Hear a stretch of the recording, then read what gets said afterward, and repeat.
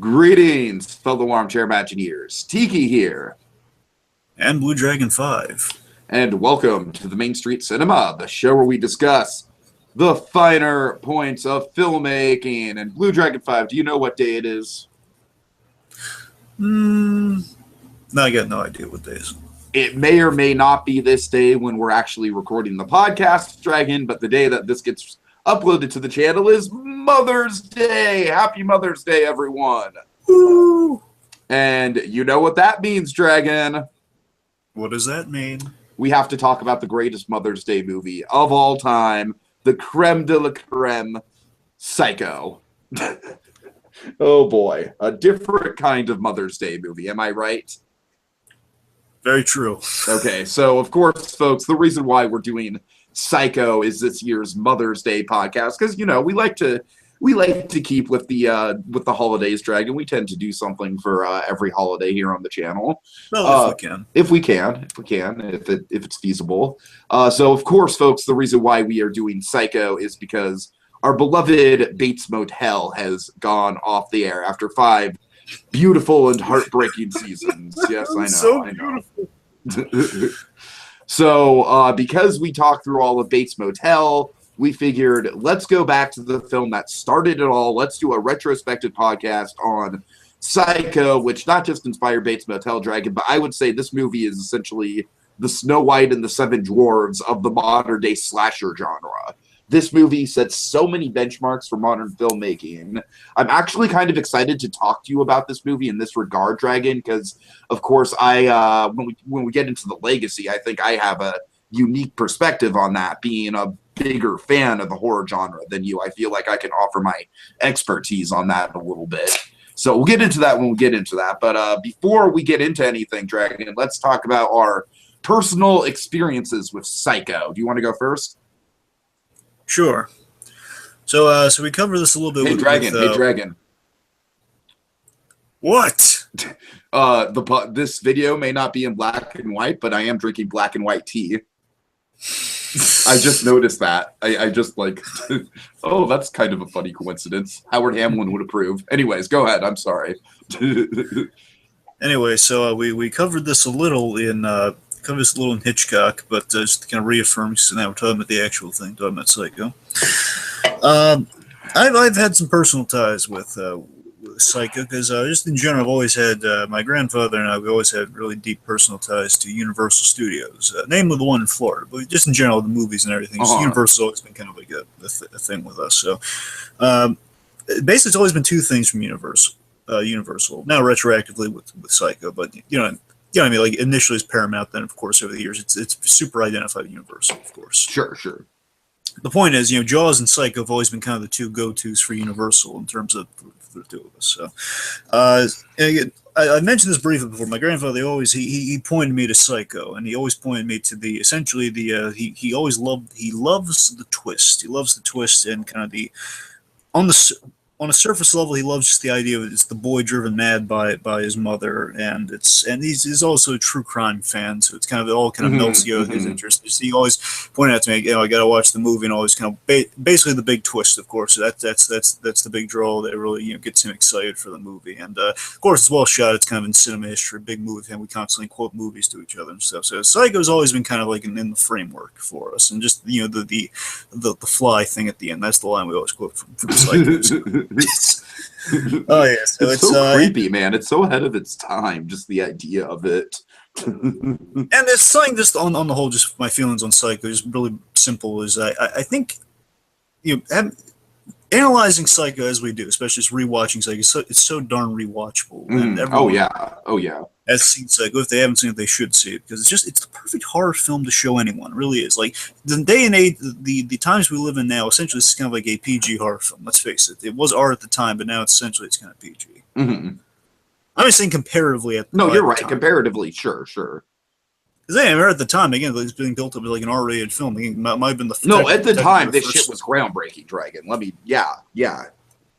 Well, I want to say I could be misremembering, but I think RoboCop was one of my first R-rated films. I mean, this one technically is the first R-rated film, because it was under that rating. And again, aside from one really black and white bloody scene, it's it's all what's created in the head that makes it truly kind of R-rated and horrific. Yeah, and it's not just that this guy is going around killing people. It's just kind of the dread and the mystery that's built up throughout the movie that really hooks you in and reels you in and just, doesn't let go.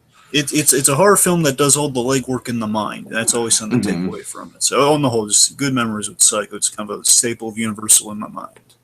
Dragon, it's funny you mentioned Universal Studios because that's absolutely where I have the most fondness for Psycho as well. Not to brag, Dragon, not to brag, okay? But I've been to Universal Hollywood and I've seen the actual Bates Motel that they filmed on the tram tour. So yeah, that was pretty cool. I do remember, of course, my parents, my grandparents, the family business that my grandparents ran was a costume shop mixed with a pet store. I know it's a weird idea, but the point is, being a costume shop, we were kind of entrenched in the Halloween culture, right? Because Halloween was our biggest seller of the year. Like, we'd always prepare for October for the costumes and everything. And my grandpa, he stayed up to date on all the current movies and all the current horror films and whatnot. And he had a whole bunch of posters, Dragon. I actually have them. We actually have a couple down in the garage still. We have a Bela Lugosi Dracula, and we have a Frankenstein down in the garage. I should bring them up sometime and put them in the background of a video at some point. But anyways, point being, there was also a poster of Psycho, the classic kind of like the yellow house and, the eye and whatnot. And so I was very intrigued by Psycho. Of course, the one thing you really knew about it was the shower scene. That's kind of like just the public lexicon of like, everyone kind of knows about the shower scene, even if you haven't seen the movie. It took me a little while to actually see the film, Dragon. I remember I got into Hitchcock through Rear Window and Vertigo, Hitchcock's two big Jimmy Stewart movies. And it took me a while to go down to Psycho, mostly, I hate to admit this, but mostly because of the black and white element. I know, I'm terrible. I'm much more fond of black and white nowadays, but actually, this movie is a big reason why I got so into black and white filmmaking, Dragon, because it intrigues me to no end that this was one of the first movies that was made very much post-colorization of film that used black and white in its stylistic intent to really go and add another layer of mood and another layer of atmosphere to the film. And honestly, Dragon, I gotta say, that black and white element to the movie really kind of creeped me out more than anything else when I was watching the film for the first time. Like the black and white of the neon on the Bates Motel as she pulls up in the rain, the shadows, the just all the different lighting and moods. It's just very effective. And essentially what I really respect about this film is just how daring Hitchcock was with it, how he essentially took what really should be like a B-grade kind of like throwaway slasher movie and elevated it to a point of making it high art. And so, yeah, it's a classic. It's probably the best Hitchcock ever made. Like, by all intents and purposes, it probably is his masterpiece, and I love it to death. All right. Okay, so should we get into some backstory, Dragon? Sure. And if it sounds like I'm just kind of recapping Hitchcock, the 2012 film, that just shows you how good a job they did. So I'm just going by what the backstory previously on Hitchcock. Okay, so to boil it down. Still, it's going to be quite the story, but I'm just going to boil it down to the key points here. So it's 1959. Robert Bloch writes a book inspired by the crimes of the famous serial killer Ed Gein. Or to quote Hitchcock, Anthony Hopkins Hitchcock, it's the boy who dug up his own mother. So, right. Ed Gein, that's the big kind of draw. It's the big kind of famous kind of headline for Ed Gein, just kind of the boy who dug up his own mother. A lot of buzz around the book, much like, oddly enough, again, the main comparison I go to, again, because of my ties to it, but to be quite honest, it's a very similar case. It's Jaws and Psycho had kind of a similar thing. Jaws was a book that was all the rage when it came out, and they kind of wanted to make a movie of it. The only difference is Paramount did not want to make Psycho immediately. It's kind of the only difference. But being a book, and within a year or so, it's then made into a movie. So, Alfred Hitchcock, he finishes, here's where he's at in our stories. Alfred Hitchcock, he finishes North by Northwest. He's kind of the question's kind of floating around: is the master should the master of suspense retire? And Hitchcock, of course, feels that he has at least one really good film left in him, and he has one film left with Paramount. He's got another great movie in him, and he has like one contract with Paramount, so he's figuring, okay, why not just kind of do a little bit of wish fulfillment with the next film with Paramount, and the great movie left in him, of course, is Psycho, based on the book. Oh yeah. Now, studio doesn't want Psycho because it gets again reads as a B movie. It reads okay, well, it's just going to be kind of like these horror slasher grindhouse trash. Yeah. So this leads Hitch to produce it himself, which of course is a gutsy movie. The old Broadway adage: never put your own money into a show. Kind of a similar notion. It's like never put your own. You producing it means like you don't really have investors. You don't really have like a lot of support around you, which means it's more kind of doomed to fail. That's kind of the old fear with that. So Hitchcock's it's taken on a huge gamble. It's a big gamble on Hitch's part, just going to produce it himself. The production begins, and one of the great elements of Psycho, one of my favorite elements of the making of Psycho, I love this little tight-knit trifecta you have here of Hitchcock, Joe Stefano, and Anthony Perkins. Like, these three guys really worked well together. And essentially, they were kind of the directing force of what gives us Psycho. It's just to take us through it. So Hitchcock, he starts off with Joe Stefano. Joe Stefano is very key in the making of Psycho. He is what got him the job. What got him the job are two very key events. One, he was in therapy talking about his mother a lot, and he kind of brought that up. He brought that up to Hitchcock, and that was one thing that really kind of helped him get the job. But the other thing that really cemented it was that Joe Stefano was really responsible for a lot of our. He was like invaluable to the filmmaking. He was not only was he crafting the adaptation once he was hired and formed a solid bond with Hitchcock, but he was responsible for a lot of these suspenseful qualities and kind of the reveals. Like, he's the one who came up with the idea of why don't we kill off, basically why don't we get to know Mary a little bit in the beginning, then kill her off, basically make it seem like she's the lead of the movie. Which was just like a total game changer for filmmaking in general. A story had never been done like that. So basically, the two of them were riffing when they went in there. He kind of mentioned he was in therapy, and he just kind of the two of them just got a riffing, and basically says, "Oh yeah, so here's the plot of the movie." And then Josephine say, "Oh yeah, what if we really hyped her up, and then you kill her off?" And just that point, the two were, I assume the two of them were just having such a good time, just gave him the job right there on the spot. Like, oh god, this guy gets it. We got to have him on here. Mm-hmm. So let's see. So then. So they're going on making the film. Of course, Alma is also very key. She's ghosting and editing the production. She's very strong in the editing process. Of course, it's kind of hard to tell based on Hitchcock. I'm not just factoring all this in from Hitchcock. I'm saying, of course, there's some crossover. Alma is key in the making of it. He's always the supportive kind of backbone to Hitchcock in a way. Right. They get a casting. Of course, the two big casting pools would be Anthony Perkins being cast against type as Norman Bates, kind of the boy next door of Hollywood, just being cast as kind of like the boy next door who turns into a murderer. And it works so beautifully well.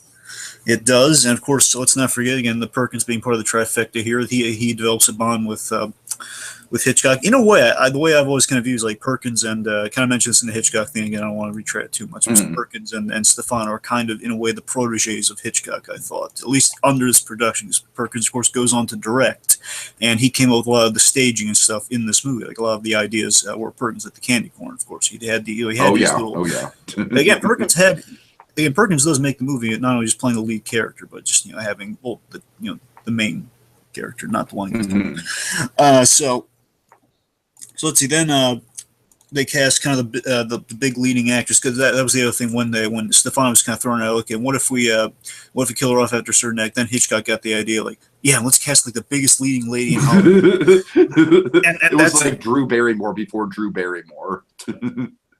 Essentially, so they cast kind of the most someone to build up the reveal of like, okay, you never imagine a million years our gorgeous lead would get killed off. Right. Go for some star power. So they shot the film with a TV crew in black and white, which again they had like the option for color, to make that clear. They had the option for color, but Hitchcock wanted to do it in black and white. Now there is something really funny that happened. Just building to another little tidbit here before almost done. So there's a really funny thing with Alma that happened. So there were. Another example of Hitchcock and Stefano bonding was that they tested out all sorts of stuff for each other in Hitchcock's office. Like how Janet Leigh was like, after she's killed in the shower scene, how does Norman get her to the car? So they basically, they called someone into the office and they put him on on plastic shower curtain and wrapped him up and stuff. And Alma walks in just looking at this absurdity of Hitchcock and Stefano just wrapping like a crew guy or someone, wrapping someone up just to test out like they could drag a body across with a shower curtain. Mm-hmm. So just fun stuff like that happened. At the same time, the shower scene, of course, being the big center point of the movie. Oddly enough, there's always a rumor that is going around about Saul Bass, the storyboard guy, one of the big storyboard guys behind Psycho, and the guy who's responsible for the main titles. Those cool kind of like the line titles. Yeah, the rumor is that the story is that Saul Bass claims that he directed the shower scene. He not only did he board the shower scene, that he directed it. I forget if that coincides with the time Hitchcock got sick or not. But the point is, there was a time where someone else may have directed, and they say it was Saul Bass, and that has been absolutely by everyone involved, especially Joe Stefano, say that's absolutely not true. Only Hitchcock directed, not true. So. And then, of course, the famous thing about the making of Psycho, and this is like the really awesome thing Hitchcock did here. So, oh boy, the marketing and the release for this film was amazing because this film, again, being produced by Hitchcock, essentially, you imagine marketing and distribution is going to be really lacking. Like an indie film. Hitchcock's name, I want to make this clear, Dragon. Like, what's the biggest director working nowadays in the geek community? Probably someone like Christopher Nolan, I'd say. Hitchcock's name was worth like 10 times more than Christopher Nolan back in the day. You know what I mean? I just want to emphasize how big of a name he was in the industry. Like the closest thing we have to Hitchcock now is possibly Spielberg. I'm just saying that's kind of like the notoriety of the director. Spielberg, of course, he's parodying God knows all the animated ambulance stuff. So of course, that's just kind of that's the best example I have of the stardom of Hitchcock back in the day. It's like, what if Spielberg did his own press? Sure. So essentially, to compensate for the lack of marketing, basically marketing in the movie, kind of stuff Kevin Smith has to deal with on a regular basis. Having it's word of mouth, really. That's kind of what's going on there. What Hitchcock did strategically is he kind of used his own cachet of his own name, of Master of Suspense, Alfred Hitchcock, kind of the dun dun dun dun dun dun dun quality. And he's just basically the brilliant marketing pull was kind of twofold, two things. Main thing was making sure if they didn't watch the movie, they wouldn't. They wouldn't walk in like after waiting for Janet Leigh after she's gone. So, right. They came up with this brilliant ploy of just causing mass intrigue among everyone who would hear about this movie. Of like, okay, there's like they have these very strict rules and limitations. If you saw the movie, you have to go in on time. You can't come out. It's encouraged that you don't share the ending with anyone, which no one did at the time. I mean, I don't know. Again, like there probably was maybe one slip, but today, as soon as the movie gets released, that shit is all over Twitter. That just shows you how powerful and like how the times have changed. But just the fact Hitchcock is just he has like these signs out and these signs saying, okay, no one enter the theater later. You're gonna have to wait till the next screening. Right. You make sure like the curtains. But it was a really fancy affair. He made it sound like this glorious. He's only played in 2 theaters at the time. Made this big glorious affair, and of course the marketing was the big thing that kind of drew everyone as well. Was the mysterious trailer that he put out, very very much kind of the Alfred Hitchcock Presents style, which is basically he's going out of his way not to talk about the movie. It's kind of like a Lemony Snicket type delivery in a way. Absolutely. And the last thing really bad, just to kind of take what the aftermath was in the movie, is that, believe it or not, the critics, I believe Kevin Smith, I don't mean to make all these Kevin Smith parallels, but it's kind of true. No, it's fine. It's like Kevin Smith, the critics initially didn't like it, because Kevin Smith early in his kind of his post kind of Miramax days, or just the kind of Jersey old cop out sort of days, really made enemies with critics because because it's an independent movie, they have to go out of their way to see the screens. It's not brought to them on a silver platter. And at the time Psycho's release, being somewhat of an independent, it had the same thing. The critics gave it bad reviews just to prove a point. Right. Unfairly. And it was either for personal reasons like that. And however people loved it, they came out really happy. And of course, it's a classic to this day and all over the map. All right. So let's get into a brief plot summary before going forward, Dragon. So let me whip out my Carlton Cuse voice one last time. Previously on Psycho. Okay. It's 1960. Marion Crane. It's December 11th, 1960, which is my birthday, Dragon. I mean, Really? not my year. Obviously, not. I wasn't born in 1960, obviously, but yeah, December 11th is my birthday. Yeah. Huh. In all of Anyways, Bates Motel, you never mentioned that. I forgot that fact until I rewatched the movie just now. Anyway, so Marion Crane, secretary at a real estate company, Mhm. longs to run away and marry Sam Loomis, her boyfriend. Which at the time, of course, is a big deal. It's kind of marrying the unwed boyfriend. She can't marry him because he's in massive debt. So again, there are obstacles in the way. She goes to work. This very opulent, loudmouth, rich client Oh God. puts a large down payment on a house for his daughter, as a wedding gift. Marion is instructed to take the payment, the 40,000, which nowadays would be 400,000 probably, but yeah, it's the roughly. So Marion is instructed to take it to the bank. She chooses instead to run away with it and start a new life with Sam. Presumably get married and all the lovely stuff that's accompanied with that. So, overwhelmed by paranoia over her crime, over stealing the money, on her crime, in this kind of this, and going down this dark, dirty path. She goes down this dark, dirty, rainy night. She ends up pulling into the Bates Motel, going down this path, and she befriends the owner of the Bates Motel, Norman Bates. A nice young man. Yeah, nice young lad. I think our hearts and minds can go off with this lad. I think that investment pay off in the long run. So she sees Norman. she sees Norman's problem with his cruel, overbearing mother off screen. Just kind of hears like the arguments unfolding on offside. Just his mother's completely delusional whack job, and she gets a kind of a sense. She is seeing how bad he has it, so she is motivated to turn back and face the music, but only after a shower. Because again, it's a dark, dirty, rainy night. You just gotta get all cleaned up and nice, and she'll leave in the morning. Naturally, certainly, who wouldn't? So she's already put money down for the room. It's a middle of the night. It's like a middle of the night rate, so might as well take advantage of it. So goes in the shower, but she's interrupted by Mrs. Bates, stabbing her to death. And it's brutal, stabbing her to death. Norman is then forced to Norman's now our lead character. He's cleaning up the mess that mother left, and he sinks the body in the car. Sam and Lila, meanwhile, Lila being Marion's sister, kind of wondering what the heck happened to her. All these accusations going on. I got to find my sister, make sure she's okay, all copacetic. Sam and Lila, along with Arbogast, the PI employed by the real estate company, or the client from the real estate company. Basically, they're all looking for Mary, and Arbogast is on there, kind of aligning themselves so they can find Mary and then face the music, whatever, afterwards they find her. So Arbogast is questioning Norman, which basically that questioning leads to Mother killing Arbogast. So after Arbogast's mysterious disappearance, Sam and Lila go to the motel themselves, and to their horror, encounter Mother. Encounter Mother, the real killer. Sorry, they encounter Marion's real killer. I'm sorry, they encounter Marion's real killer, Mrs. Bates, revealed to be Norman. What a twist! Yep. So after Norman's capture, a psychologist kind of reveals Norman has a split personality developed after killing his own mother. Last shot, of course, alone in a room where Norman remains Mrs. Bates. Where we see Norman, and Norman is remaining. Where Norman remains, Mrs. Bates is still in control. All right.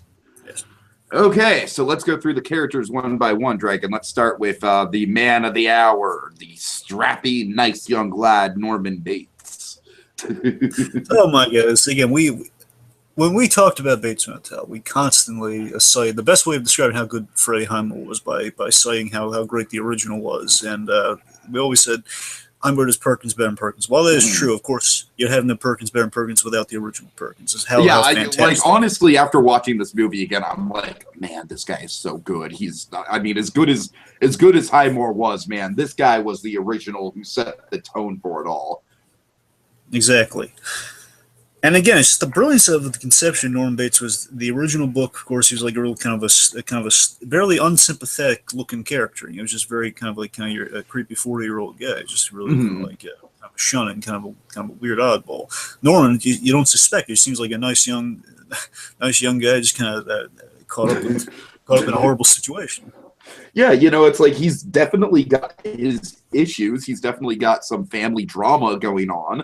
But it seems like, you know, much like in the aforementioned series, Dragon, so many people have sympathy for him. You know what I mean? It's like, that's the brilliant part of his character. It's like, and he knows how to mask his dark intentions, or maybe he doesn't even know that he has that dark side of him to begin with. Exactly. See, it's kind of like this. Of course, Norman, in this movie, Norman is a wonderfully complex character. Yet at the same time, we really don't get a lot with Norman, but it's done perfectly enough it's done perfectly enough. They struck this balance where it's done perfectly enough to fill in the blanks yourself. Like anyone watching can fill in the blanks of what they feel about Norman. Just kind of that's what makes him complex. It's not what's there is just okay.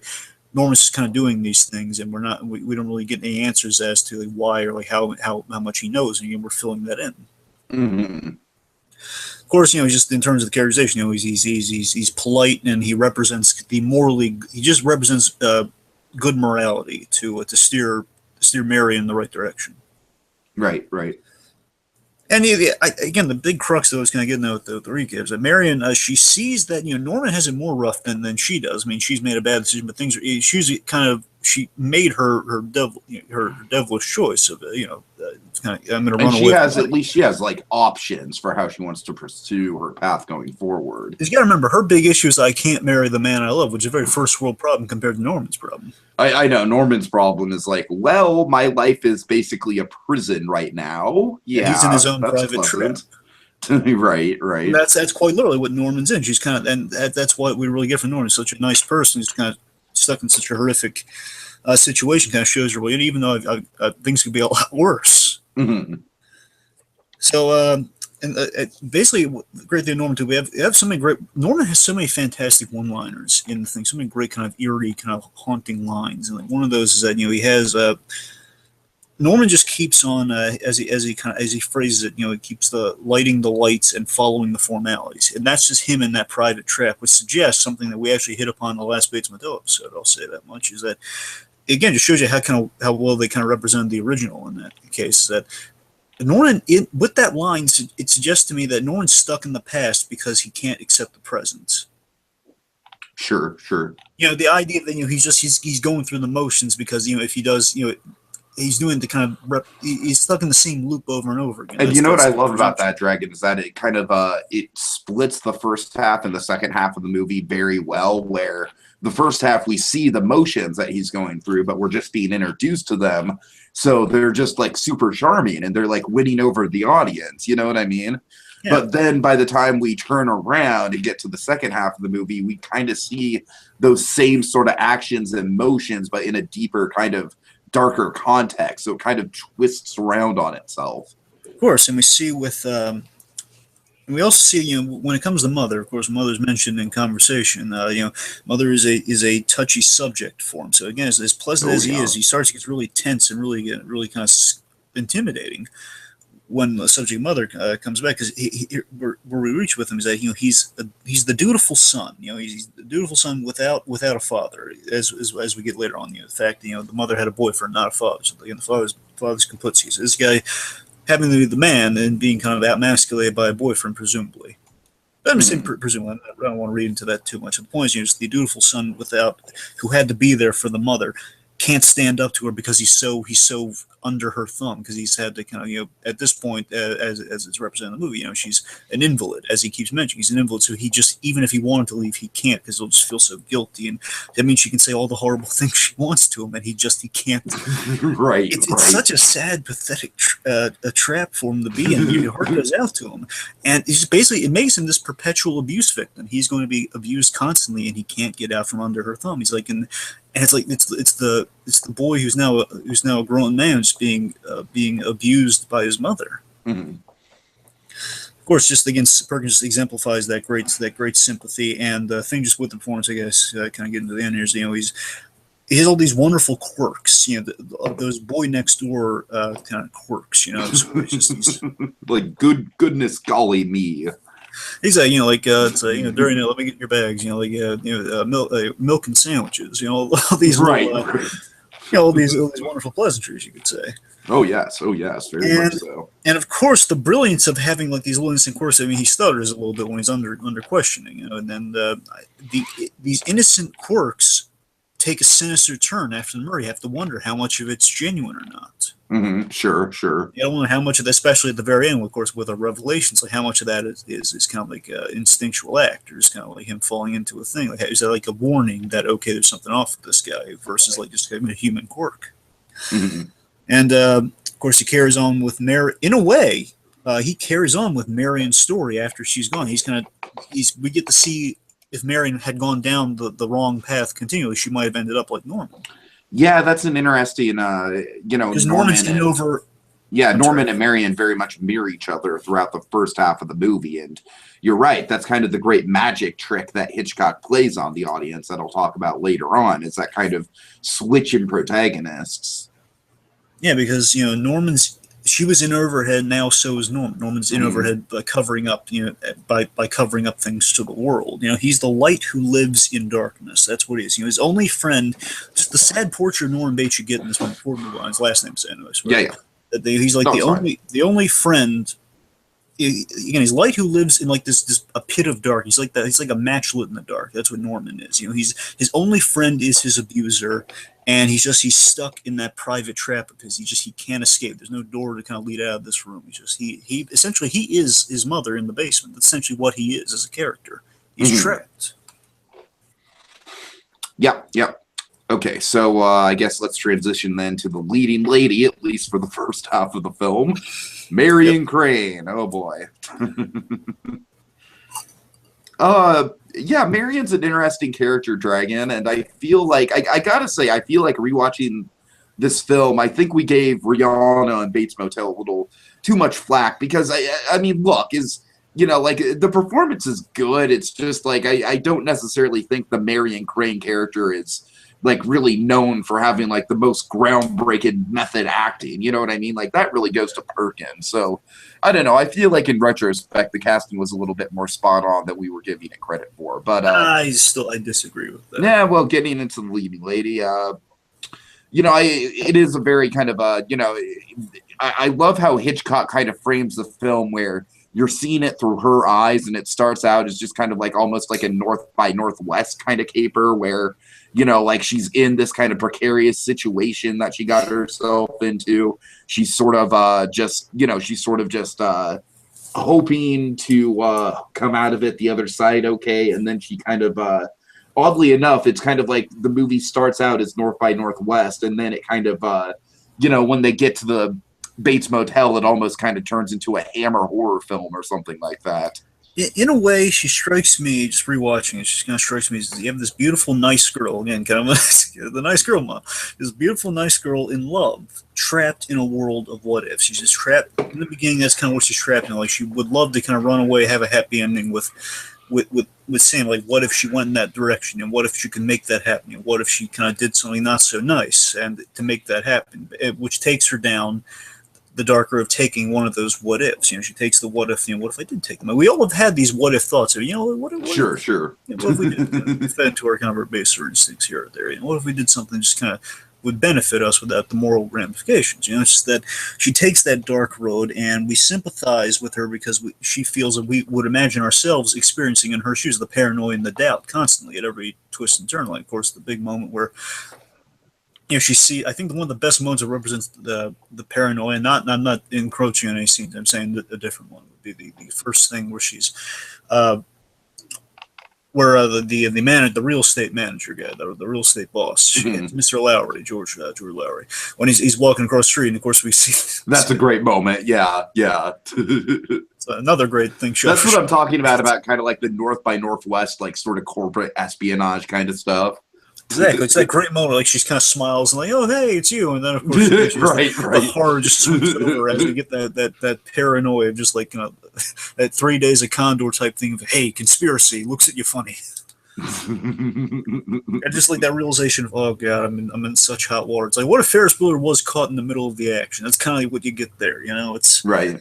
and yeah, with her, it's like I get a sense that she is a good person who is not. I was trying to think how to phrase this. You know, she is a fundamentally a good person. You know, she is taking money that's not going to be missed. And I love that we established that. Again, what she's doing is not like the worst crime ever to commit. I mean, the guy is loaded, and the guy said he's not willing. He's willing to. He said he's easily he can be easily. He said he's willing to lose 40,000. So he said, like, you know, I Doesn't never. he say like, yeah, he says like never leave home with more money than you can lose or something like that. And that's the line that puts the thought in her head of like, well, you know, this guy. Well, she's and this is the thing.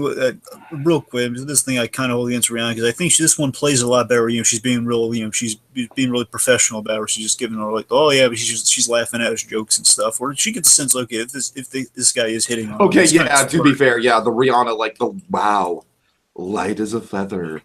That still kind of gets under my.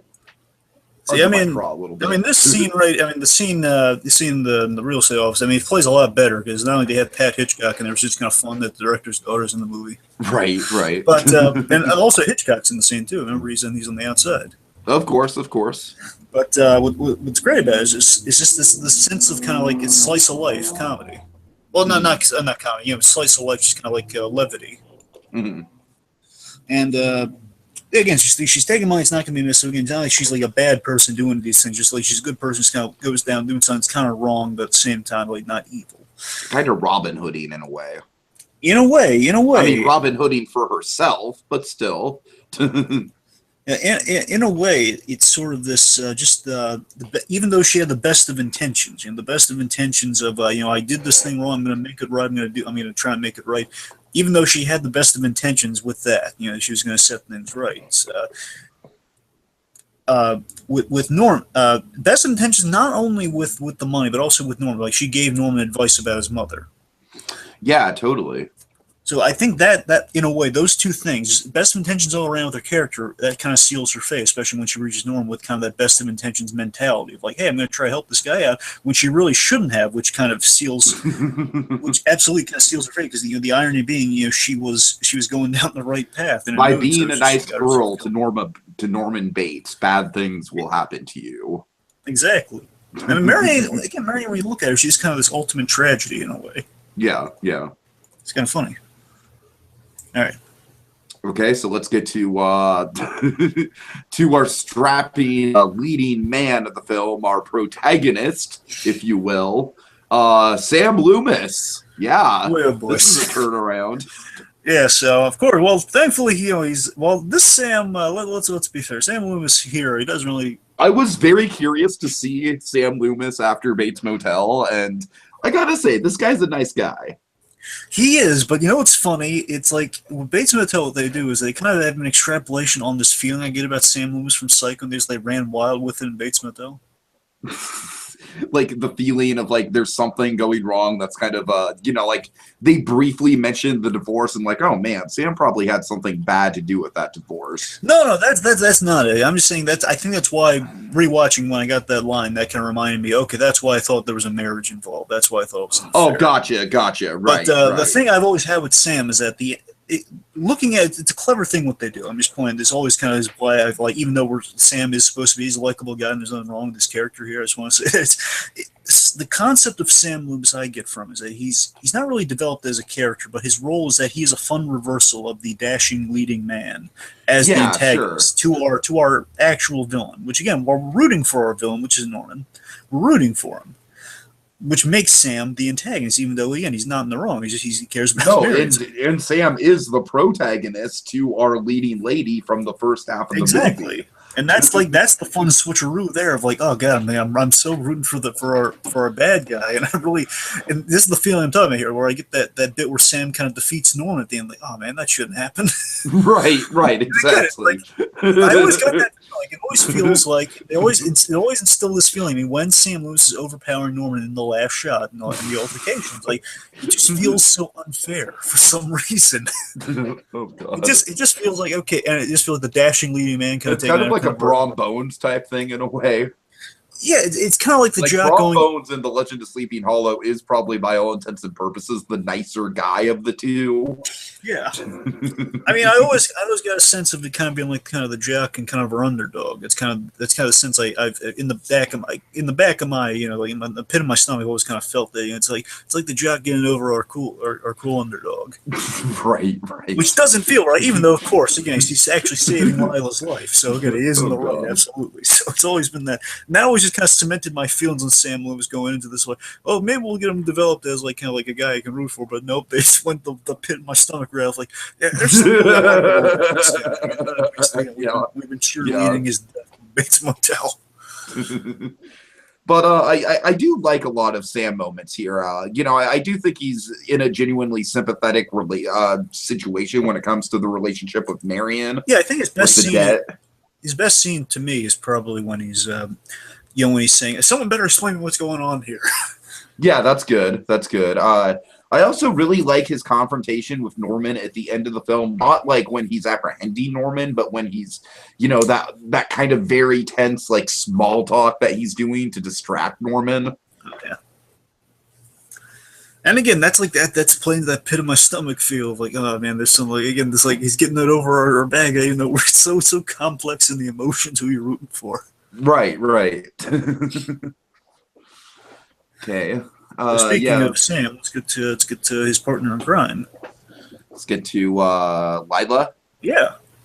Okay, I don't have a ton to say about Lila, but she's. Well, I don't think he likes Lila, but. Oh God. Sorry, that's a dumb hair.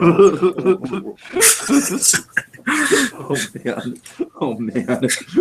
No, but Lila, she's the concerned sister. She takes. I really didn't like Lila. That was one of the sore spots of Hey Arnold for me. Really? I didn't like Lila. I know. So you didn't like Lila? Yeah, I really didn't like her. Anyways. Or did you not like her? Oh God. Anyways. Right. Anyway, so Lila here, Vera Miles, Lila. Yes. Vera. Yes. Oh my God. Hang on that one. I was waiting for because I remember you got so excited when you saw Vera. Right. Anyway, so Vera Miles plays Lila, and you gotta remember Vera Miles, of course, has some tension with Hitchcock on that because the two of them have she kind of let him down, and in a way you can't really hold her accountable for. But it's always kind of been. I think that's why Lila gets a lot of the screaming moments. Just like that might be Hitchcock's kind of dig at her, maybe. Sure. I mean, it's part of the plot, so I can't really say one way or another. But the point is, she's the concerned sister, and what's interesting about her, she kind of takes Marion's place in the movie. Yeah, I mean, her and Sam kind of have they kind of develop this sort of like buddy cop dynamic in a way. In a way, yes. I don't know. I do like how gung ho she is about like when Abergast doesn't show up, she's like, no, something's wrong. Like, we can't just sit here and wait. We have to go up there. You know what I mean? She's got a really good instinct to her. With that instinct, it's like we put her in the best example I have would be kind of the Clarice Starling kind of third act of Silence of the Lambs shoes, where she's going up against Buffalo Bill sort of bit, where she's entering the house like, no, don't go in there, don't go in there. And of course, this is kind of your classic kind of like you're the lead girl in a slasher movie type vibe. So just the fact that she's really brave with how she's looking into her sister's disappearance and not giving up. And of course, I think by the very end in the third act, she just becomes. I think we realize in the moment that, oh my God, she's us, the audience. Mm-hmm. At the very end with her. Sure. Yeah. Okay. Let's just say that Vera Miles as Lila does take a bigger role in the Psycho sequel. I can say that much. He has a really meaty role in the sequel. Nice. Okay, let's see who's next. It looks like Arbogast. Arbogast. Is that right? I'm saying that's the gag in the movie. The chamber says Arbogast. Arbogast. So, we got Arbogast played by Marty Balsam. This guy's, I don't know, just kind of the closest thing this movie has to a Jim Gordon in a way.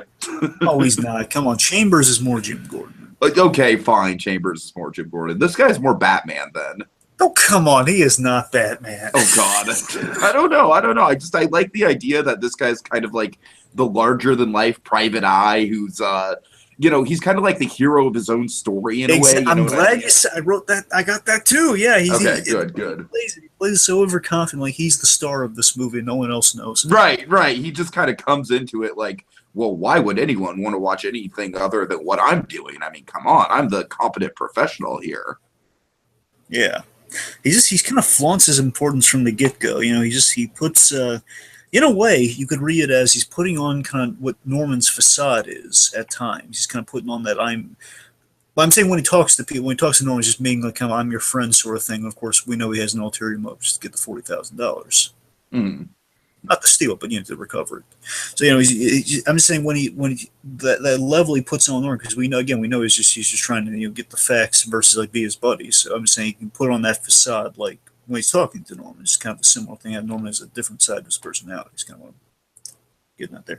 But it's disingenuous though, and with that, it's like we hit that weird ambiguity like we do with Sam Loomis a little bit here, where this guy here, he is not wrong, but he is a little slimy, right? Doesn't he feel a little slimy to you? Just a little bit, yeah. That's the thing, he's like he feels very opportunistic, you know what I mean? Like he doesn't care about marrying Crane. He cares about this job and about getting paid and about his own glory, you know what I mean? It's like from the very beginning, his introduction, he's like so overconfident. He's like walking in there to the queues, making accusations like, "Oh man, you prick!" You're walking in there and you're flaunting. Oh yes, Dragon, I'm looking for your criminal sister. Dragon, have you seen No Country for Old Men? It's been a long while, but yeah. Okay, Arbogast kind of reminds me of Woody Harrelson in No Country for Old Men. Now, if you remember, Woody Harrelson plays this like hotshot bounty hunter guy who's out to take out Sugar, and he has history with Sugar. And basically the point is that he's just like a real hotshot who's just like, I'm the only one who knows how to take down this guy. And Sugar just completely wastes him, like with no effort at all. That sounds about right. That sounds good. All right, anyways. And again, it's like in a way, I kind of read that just with Arbogast's fate here. The last thing I really have to say about him is I think he just kind of he in a way his sliminess is how he's kind of like he kind of sneaks into the house. That's him paying. His death is him paying the price for intruding on Norman's private trap. Oh boy, right. And in a way, it's kind of a fun divide here. But Bates Motel, the private trap was basically Norman's dark paradise. So here we get to see the private trap as a negative thing versus the positive thing. Sure. I was saying it's like anyone intruding on that is definitely not leaving that house. Mm-hmm. Well, okay, not alive. All right, let's get into to Officer Chambers, Sheriff Chambers. Sorry. He was sheriff for 5 seasons, and we're pulling officer. Oh, I'm sorry, never mind. I don't mean to sound harsh on that. Al Chambers. Okay. This guy and his wife are just like the kind of the avatars of the townspeople that feel bad for Norman. You know what I mean? Yes. And it's really interesting, Dragon. Before the turn with Romero, we actually kind of thought that Romero was going to take on this position at the end of Bates Motel for a while. Remember, from the very beginning, we're expecting, after Romero saves Norm at the end of season 1, we're expecting Romero to be Chambers going forward. Right. We're expecting like the nice cop who's understanding towards Norman, even though he knows he's crazy. That's what season 2 is really built on, like him relating to Norman with the whole Blair Watson thing. So so. Then, of course, we actually get Chambers in Bates Motel, and unfortunately, we don't. Well, I shouldn't say unfortunately. Things worked out well for 5. I mean, we got Brooke Smith as Sheriff Green, mm-hmm. Which essentially that was somewhat of our Chambers, and we actually did get the real Chambers in we got Detective Chambers at the end of season 4, very end of season 4. Right. And she served the same role as Sheriff Chambers here, basically the person that sees Norman as this likable person who's not at fault, who is just like, okay, well, who is there to report upon the death, and that's kind of the role of Chambers here, where more specifically in this movie, what Chambers and the missus, we never got a name on it, so I have this Mrs. L. Mm-hmm. They show the effect Norman has on people as a whole. Like, we saw like the poor kid, he lost his lost his mother under very terrible circumstances, and this kind of hits upon the great opener of season 5, the Hollies, everyone like the one with the dog. Like, Right. Oh, It's Norman, like you're just cute as a peanut. I think that's more Bailey's Big Holiday, but yes. Well, yeah, it is, but you know, it's the same idea. And the thing I kind of rewatching it kind of occurred to me is it's kind of a nice example of local law versus kind of the self-motivated PI, just kind of a divide. Like, you know, here's like, again, Norman being kind of initially our morally upstanding guy, and we see some other people from the small towns being, okay, we have some nice upstanding, law-abiding representations of law, and versus like in you know, where Mary and everyone's coming from. We have like the, you know, Arbogast being this guy's like, yeah, I don't care if I'm making people feel bad. I'm going to be really direct about it. Do your dead sister? Where did you? You know, like tell me, yeah. So your dead sister, how much money did you steal? Right. Oh, she skipped town. That's because she's guilty, right? Oh man. Let's bring her in, dead or alive. No, he's not actually saying this. I'm just. So the point, Chambers is always kind of a nice little scene in the movie, and of course, like they're church going folks. They're nice folks. Chambers. Yeah. I do think Chambers was kind of a memorable standout. You know, like he only has about one scene in the film, but I think it's a pivotal scene. Yeah, 2, right? But yeah. Anyways, let's talk about our star. Okay, yeah, let's talk about the reason why we are doing this, when we are doing this. The mother of it all. Oh dear. Okay. The mother of all stars. Oh man, I don't even know where to begin with this, because it's very, very interesting the way that Hitchcock frames the mother character. It's far different than what we see on Bates Motel. Yes, of course. Oh boy. So you're right where it starts. The interpretation of mother in Psycho is that she's a cruel old crone. That's always been the interpretation of mother classically, and that's always kind of like evil P.L. Travers. Kind of. I'm sorry, I don't know where I got that analogy. I'm just saying, like, even I don't know. I don't want to get a little Travers comparison. Yeah. Anyway, so she's like, I'm thinking the Emma Thompson one. The Emma Thompson was really nice, even when she's being cruel. It's kind of hard to. Yeah, fair enough. Anyway, so the point is, we always had kind of the old crone. And by the way we get that sound, interestingly, did you know Mother was an amalgamation of 3 voices? No, I did not. It's if I'm reading my names right here, it's Virginia Gruhl. Paul, there's a man in the works. There's a woman, Virginia Gruhl, who's the main voice, because she delivers the ending monologue. It's all her. Paul Jasmine, and that's our man. Kind of, I guess. Of course, the great thing of Mother is you also have to. You have to imagine it's also a man's voice that Marion has to hear. Right. Marion has to hear Mother, and you have to imagine it's to be somewhat of a male tone in that. So if anyone on the outside's hearing her, of course, it would have to be a little bit male because that's Norman talking. Right. And Jeanette Nolan, if I'm saying that right, Nolan or Nowlan. Okay.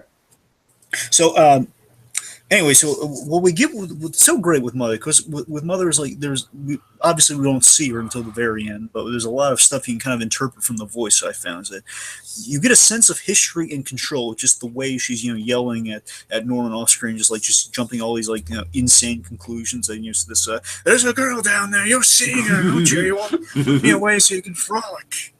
Oh God! Basically, she's just you get a sense that she's so vicious, just stemming from this. Here's a really interesting thing about her is that deep down you have to imagine there's some kind of invisible kind of love deep down. That it's not just one side. It's not just Norman being really loving towards the mother. It has to imagine that deep down, even though she's being so cruel and all the stuff she's being so cruel because she's trying to protect him. Yes, and you get a sense of that. You get a sense it's not just like Norman's being real. You're not wondering why Norman's. You understand in the okay, that's his mother being super ridiculously overprotective. Right, exactly. And again, she has to be strong to. She has to be strong to just kind of be that trapping that's keeping Norman down. She has to be that really that strong kind of force that's just keeping Norman locked down in a way. Mm-hmm.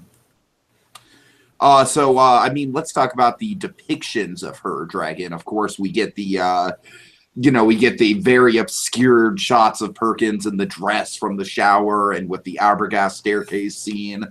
And then I think it's very intriguing, Dragon, that we never see Perkins talking his mother. I think that's a really Probably a practical choice from a directorial standpoint, but one that kind of just adds a level of creepiness to it. What's really funny is that, just to show you a little bit, just a glimpse at kind of the legacy of Psychos, a glimpse at it here, is that Batman the Animated Series here, of course, I know it sounds ridiculous, but back you, Batman always works its way in the basement until somehow when we talk about it. You're not the first person who brought up Batman in this podcast. True. But my point is, there's an episode of Batman the Animated Series in season 3 with the ventriloquist. Yeah, do you remember the ventriloquist at all? Any idea? Vaguely. Anyway, the point is, the way the animated series wonderfully dealt with the ventriloquist is that they framed it like Psycho. So okay, it's kind of funny too, because initially Penguin, they wanted to do Psycho with the Penguin, but then they weren't able to, so they kind of did it with the ventriloquist. So with the ventriloquist, basically, because there was a big reveal that there was a big boss to this crime syndicate that Batman was going after. And we didn't know they were building the reveal that it was a dummy. And later on, when Batman, after he found that, oh my God, it's a puppet. There's a scene where basically the ventriloquist, they obscure the fact that they play it, even though we know it's a dummy. They play it like it's actually talking. Exactly, like we don't see like from the other room. He's throwing his voice because he's a ventriloquist, so it's coming from the other room, like it would be in Psycho. Right. You know, like it's Norman talking to his mother in the bedroom when he's lifting her and moving her downstairs. Like they frame it like that, and it's like they build to the psychological climax just like Psycho. It's really funny. They have like these great kind of Hitchcockian touches on it, like these really eerie things. It's I'm just saying that's kind of what we had with Mother, and it just shows you it's a great take to kind of go with that. So and of course, all throughout the movie, we're getting like these built upon mysteries with the mother character, nonetheless being Mrs. Bates died 10 years ago. You know, like if that's like if Mrs. Bates is in the grave, then who's in the window? You know. I love that we build her up so monstrously. We keep building her up as just kind of this supernatural force almost. Almost. I mean, just from the very beginning, just hearing her kind of speak, she's so. I mean, just in your mind, you're just picturing her, even though she's probably this old woman, just has this big booming voice compared to Norman's kind of meek, really kind of nice guy voice. Right. And just in terms of Mother's motivations, just looking, you got to assume she kills Mary, not just along with just out of jealousy, just like there's another woman, period. And with that protective instinct that, again, stemming from a good place, just super corrupted, self-motivated.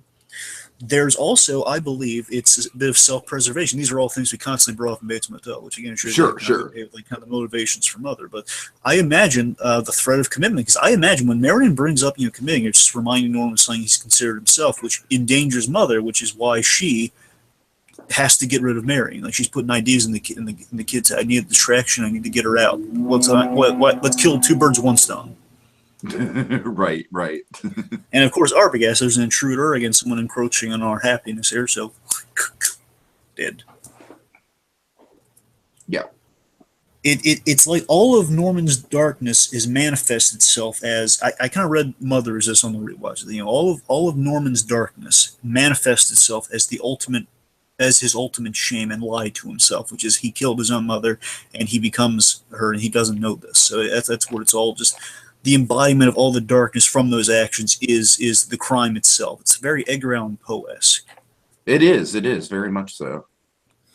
But again, she's still pulling the strings. Then she is the more dominant personality. Again, this is and it really like rewatching that ending. Really, of course, we'll talk more about the ending later. But it really kind of hits home with you. You know, the whole dual personality element of the story that was there the whole time. Exactly. It's really just it's very frightening, and Mother is truly frightening. Not only just her appearance, but again, the Mother that is in his head is far more terrifying than the Mother that's just the corpse. Even though it's weird. Oh yeah.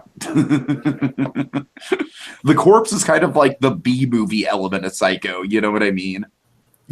Exactly. But again, they sell you on it. And by the real story about the corpse. So. These are the brilliant stories I love about the making of Psycho. By the way, folks, you want these stories just kind of told better and just kind of in sequence. There's a documentary, and I forget if it's based on the book that gives us Hitchcock, but it's called The Making of Psycho. I'm just sure the same title. So type in Making of Psycho documentary, and I'm sure you'll be entertained. But real quick thing with the Mother thing. So as we saw in the Hitchcock movie, remember when Janet Leigh entered at the end and the Mother was in her dressing room? Mm-hmm. Scared the crap out of her. That's actually how they picked the dummy.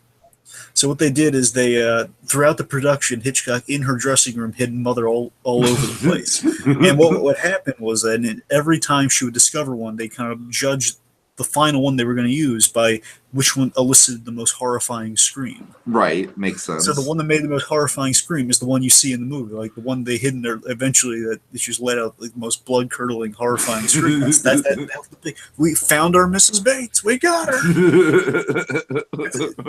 Okay, I wonder if they cast Vera Farmiga the same way, only it was like, if, God. Except like how charmed people, like they were like Vera Farmiga would just play hide and go seek and then like pop out randomly like, you found me.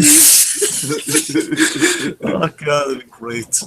I just want to imagine that's how she gets all her roles. She's just kind of adorifies people to death. Okay. So cute. Yep. Yes, indeed. Okay. Vera Farmiga much more adorable than the mother in this movie. Oh yeah, but again, even Vera Farmiga, she's such a good actress. She actually became the corpse. She did. She did. And it was her. It wasn't even she had a stunt corpse very few times, but she was for the most part, man. Like 80% of the time, she was that corpse. Oh yeah. Okay, so is that it for the characters, Dragon? Should we transition into the technicalities? Yes. Okay, let's talk about the music and the cinematography. What do you got for this? Of course, music done by the vastly talented Bernard Herrmann.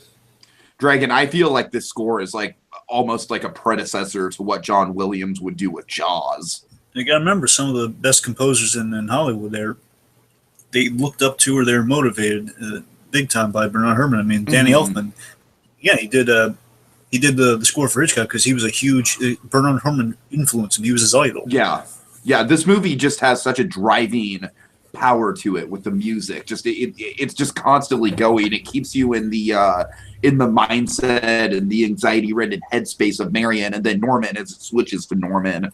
And then of course it has those great build-ups to the stings. I love the placement of the stings, Dragon. We get it 3 times throughout the course of the film. Of course, and something to note again, I keep going with this comparison because it's very accurate because they are of the time of each other. Essentially, Psycho, I know came first. I'm saying it was the Jaws of its time, and Jaws was the Psycho of its time. Yeah, Psycho was made everyone afraid of showers. Jaws made everyone afraid of the beach. Yeah, and what's cool about that, the reason I bring up the comparison yet again is just the whole, they are very much blockbusters. That are I keep forgetting if Psycho came out in the summer or not, but I think it did. I would hope so. Then I could use the summer blockbuster comparison. Regardless, they're a blockbuster. Let's say they're summer blockbusters. Regardless, the point is, not only being within almost 10 years of each other, again, a little over with Jaws, but the point is the music. I think it's safe to say of any movie ever. The score in Jaws and Psycho makes the movie. If you take the score out, the movies will not be as memorable as they are. I think it's a pretty safe thing. I mean, Star Wars would be the third. You can make a case where I think Star Wars does enough really cool stuff that could, if you had someone else doing the score, you might be able to still muddle through with Star Wars. It just wouldn't be as iconic with and we basically saw the result of that with Rogue One. Rogue One was good with the score, though. It wasn't memorable. I'm just saying it wasn't Williams. You know what I mean? Wait a minute, are we sure John Williams did? Oh, right, it was Giacchino, right, sorry. Yeah. Yeah, right. Anyways. Anyway. It was going to be Desplat. Oh, yeah, right, it was going to be Desplat. I like Giacchino, it's great. Yeah, anyways. Back on point. Yeah, you see what I mean? I'm saying that take the score out of the equation for this one. It's just, it's not the same movie. I mean, yeah, sure. Like I said, it's just like the score kind of just adds to the headspace of the characters, especially like Marion when she's driving along, and you got that great kind of driving, like the violins and whatnot. Yeah, really good stuff. It just plays up the horror and the unsuspecting build, because we get not only do we get like the horrific stings that you're mentioning, which are great, but not only do we get that, and by the way, it's so great. It's like essentially the music's all strings, essentially. which in itself is intimidating. It's all strings and purely intimidating. And the way they use it is like basically it takes the audience guts and plays them. That's kind of what the joke is. Sure. But what's so great about it is that it lulls you into that false sense of security because it does have like a romantic score in the beginning, very romantic old Hollywood score. Which It does, yeah. Which in itself, even if you didn't get the horrific cues afterwards, what's so great is that on the whole, the music it takes an indie film, makes it a classic with the score, makes it classic cinema with the score. Mm-hmm. All right, so again, I think we talked about the score. And again, we go on for hours. We really want to break down the score. All right, let's talk about the cinematography then. Of course, cinematography, again, the other really super iconic thing would say is it has that Hitchcock kind of flair, like the most inventive camera moves. Again, like that's the thing I kind of say about Hitchcock. Is that Hitchcock does everything, kind of the opposite of everything in the book, yet he makes it work. Yeah, we have the close-ups on the faces, which are really effective. I think my favorite shot in the movie, Dragon, and we'll get to it more with my favorite scenes, is Arbogast's death. Yes, yeah, of course, like the falling backwards down. Yeah, right, exactly. Yeah. I think, of course, the opening shot is just one of the Marvel ads. Still one of the Marvel ads. Just you lead the audience. You're kind of getting we're getting a glimpse of how Norman Bates will view our characters in this state, or at least view Marion in this state. But we're getting that little tease at that in the very beginning of the movie as we kind of have that really inventive window shot. Of course. We are peeking in on them as Norman will be peeking in on Marion. And speaking of which, we have, of course, the iconic peephole and stuff like that, which would just weave its way into just iconic, just like benchmarks of the horror genre. Hey, real quick. Yeah. Real quick on the peephole. I was rewatching. Something kept eating away at me. I want to know what your view on this is. When Marion says, she has the paper sticking out of her bag, it says Los Angeles because she needs an address to put in the book, right? You remember that? So she says Los Angeles, and I kind of noticed this for the second time I was watching, is that when Norman hears that, when he hears Los Angeles, he's reaching for the room 3. When he hears Los Angeles, he then goes to room 1. Oh, okay. Do you think Los Angeles is the reason he decides to spy on her, to peep on her? Like she's like an LA girl. Do you think that? I mean, that add an air of like sex appeal to her. You know what I mean? That's what I was kind of curious about. I mean, honestly, I considered it, but I thought, I think it's just a coincidence. But I'm just saying, something to consider, right? Because there's the timing. Yeah, I mean, this movie is very much like Hitchcock directed this movie immaculately, and I don't think like little gestures like that are just unintentional. That's the thing, because I mean, there was a moment of pause in that, because the way Highmore replicates that in Bates Motel, but he does it like a quirk. Here, it's done seemingly very intentionally. He was going to go for 3. Sure. I'm just saying maybe the reason was, I'm just saying it's time just with that Los Angeles made me thing. I just wanted to bring it up for that case. And we're still talking about kind of the intricacy of the specificity of these shots. Right. Let's see, any other really fantastic? I mean, overall, it's super great. Yeah, I know. In terms of the cinematography, I think we can kind of transition into the iconic shots because those are really what makes the cinematography in the film. Okay, I guess. Yeah, so, do you want to transition to that? Like, let's go to the iconic moments and then our favorite scenes. Yeah, sure. But again, it's on the whole, transition. Again, on the whole, just all these shots are so well done. It's just so beautifully shot in black and white. All this stuff. Oh yeah, like I said, the black and white, the use of the shadows and the colors, and the muted gray tones. It's all so good. Because I tell you, just rewatching, because you've seen it so many times, the story like the back of your hand. Just rewatching, just kind of really observing the beauty of it. Just like, oh my god, the quality of black and white is just it's astoundingly just crystalline. It's like when we see the shot that really rung out to me is when Lila is like running, she's shadowed, but it's in black and white. She's like running like to camera. She's running like down like the Nile or something. It's like, oh my god, that's such a well composed shot. And looks right. Wow, just yeah. Anyway. All right. Okay, so let's transition to the iconic moments, Dragon. Of course, starting with the shower scene, which again is like just one of the most impeccable uses of.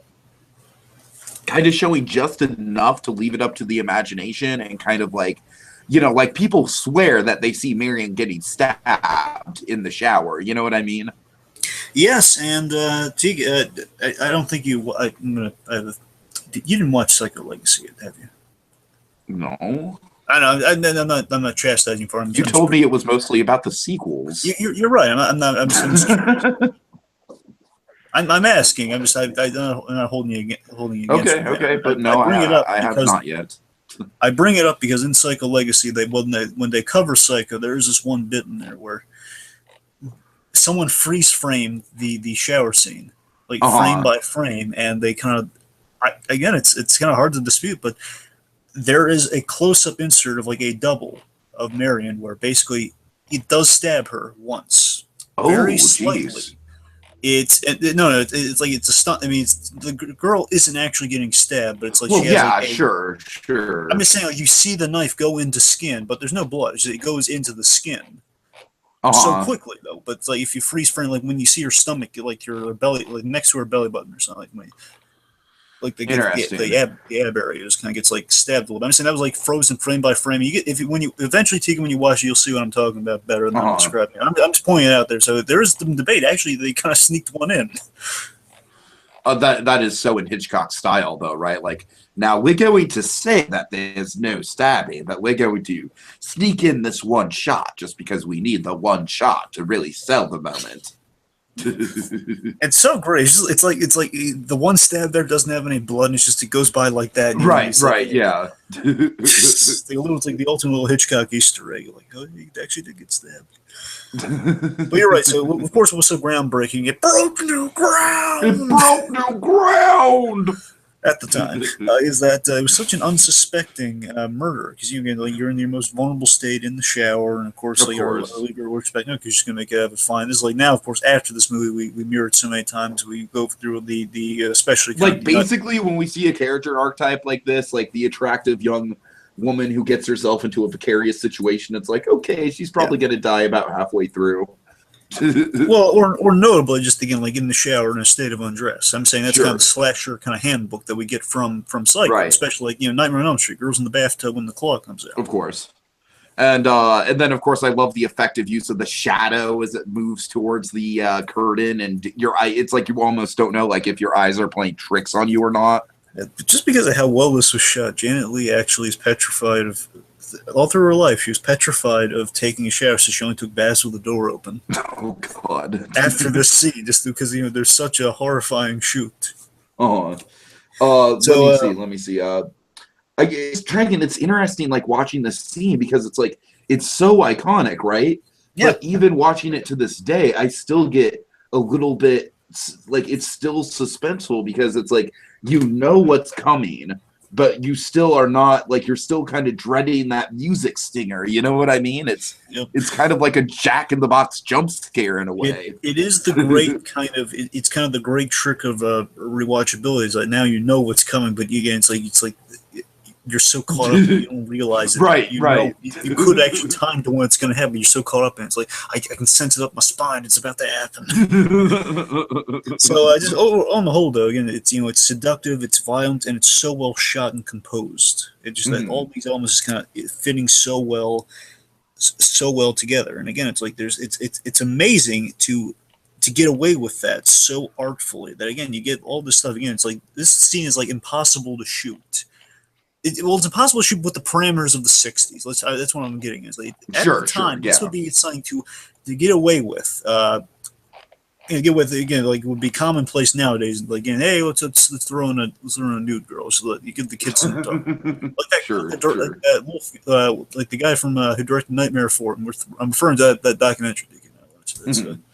Anyway. The point is, like, at the time, it's something that's so hard to shoot. Like, again, you have to avoid too much blood. You got to avoid nudity. You got to avoid all this stuff, and you also have to something that's also one other thing I'll mention about the Psycho Legacy thing is that they focus on the shower scene. That's the main thing they talk about with the original Psycho. The shower scene and Norman Bates is the two things they really talk about with the original Psycho, and they show like these little shots you never considered before. Where you see the shower head shot, remember that when you see the water coming down the shower? Sure. That shot is impossible to get without getting water on the camera. So they had to. That's a perspective shot where basically all the spigots on the shower are wide enough so they land around the camera.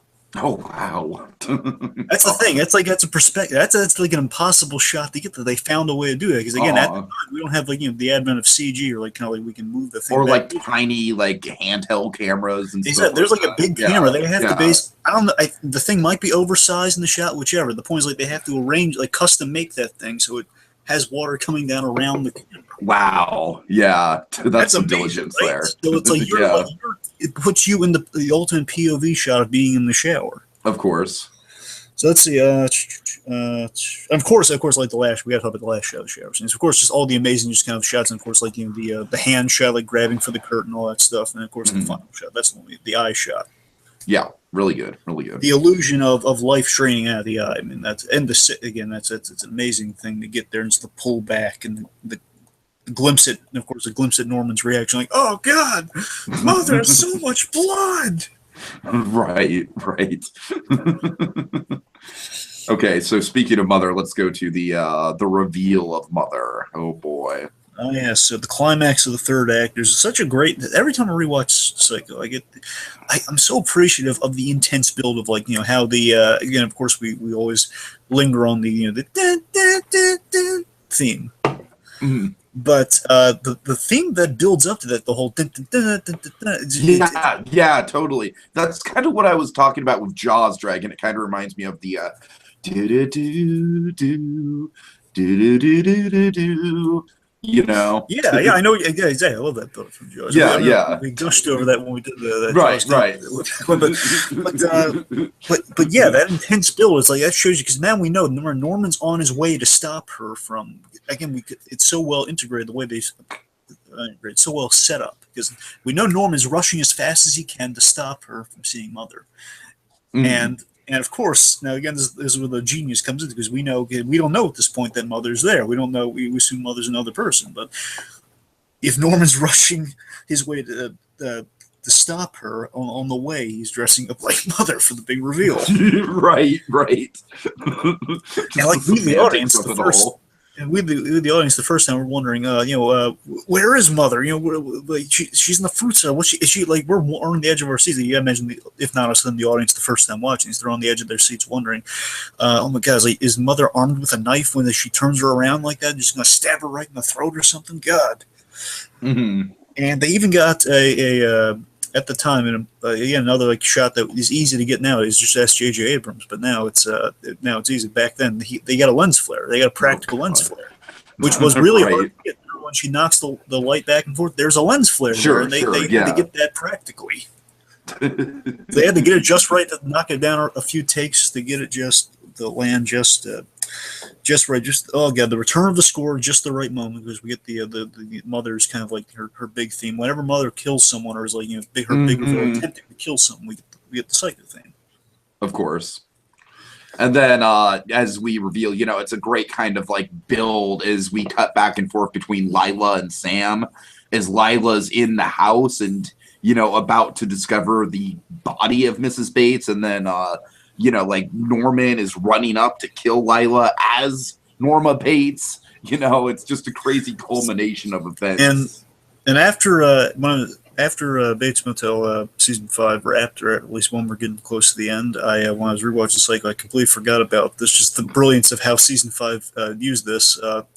One of our favorite lines from season 5 actually was from the original. It said they worked it into season 5. They got the whole basically in season 5, Bates Motel, it's like, my name is Norma Bates, and I'm still alive. Right. So that actually, I would bet it that it's coming from this scene with the whole, I'm Norma Bates. Remember, that's the last line.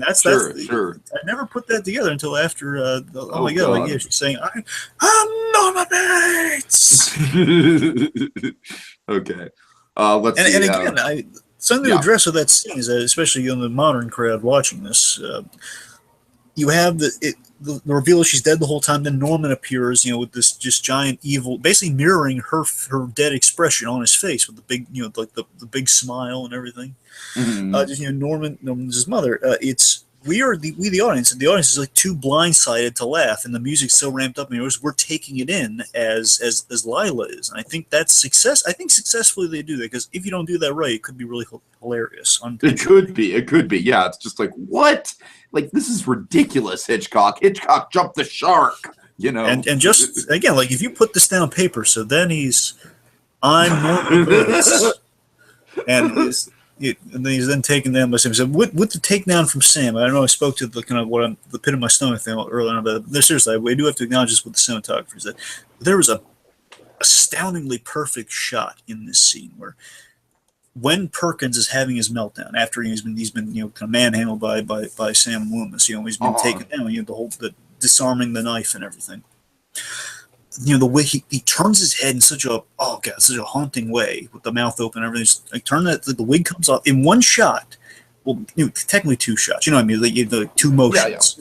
Yeah. The wig comes off at least halfway, and the buttons on the shirt so well kind of timed.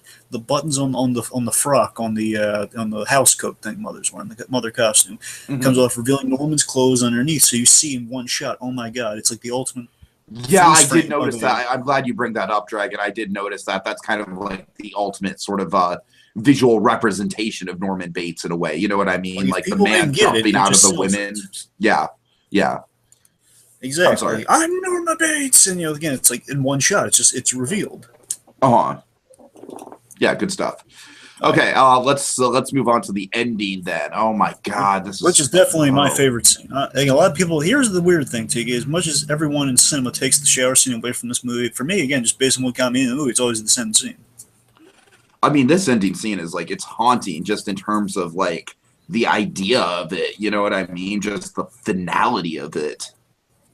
Oh yeah, just the implication is so frightening that this nice lad is gone forever. Mm-hmm. And just to be clear, Stefano's always said, he did. Of course, he's not working on or anticipating the sequels. Not counting the way the sequels went. This as the end all be all ending, just the Psycho period. Again, the horrifying implications that Norman is gone forever.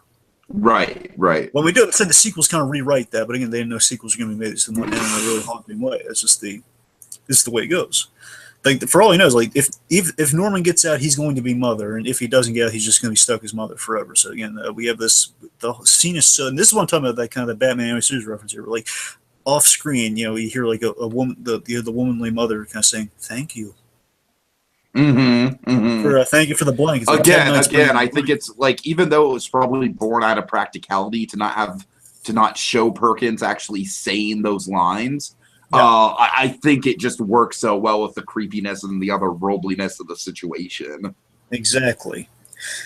And we get this flawless shot. And again, kind of like the shot we had beforehand. I'm just saying, like, we have capture a shot that so perfectly represents everything. So here we get this staged so perfectly. And this is the scene I always go to for Psycho in my mind. Here's just this flawless shot of Norman in the blanket. He's covered with the blanket he's just got from Ted Knight, who, by the way, a little cameo of Ted Knight.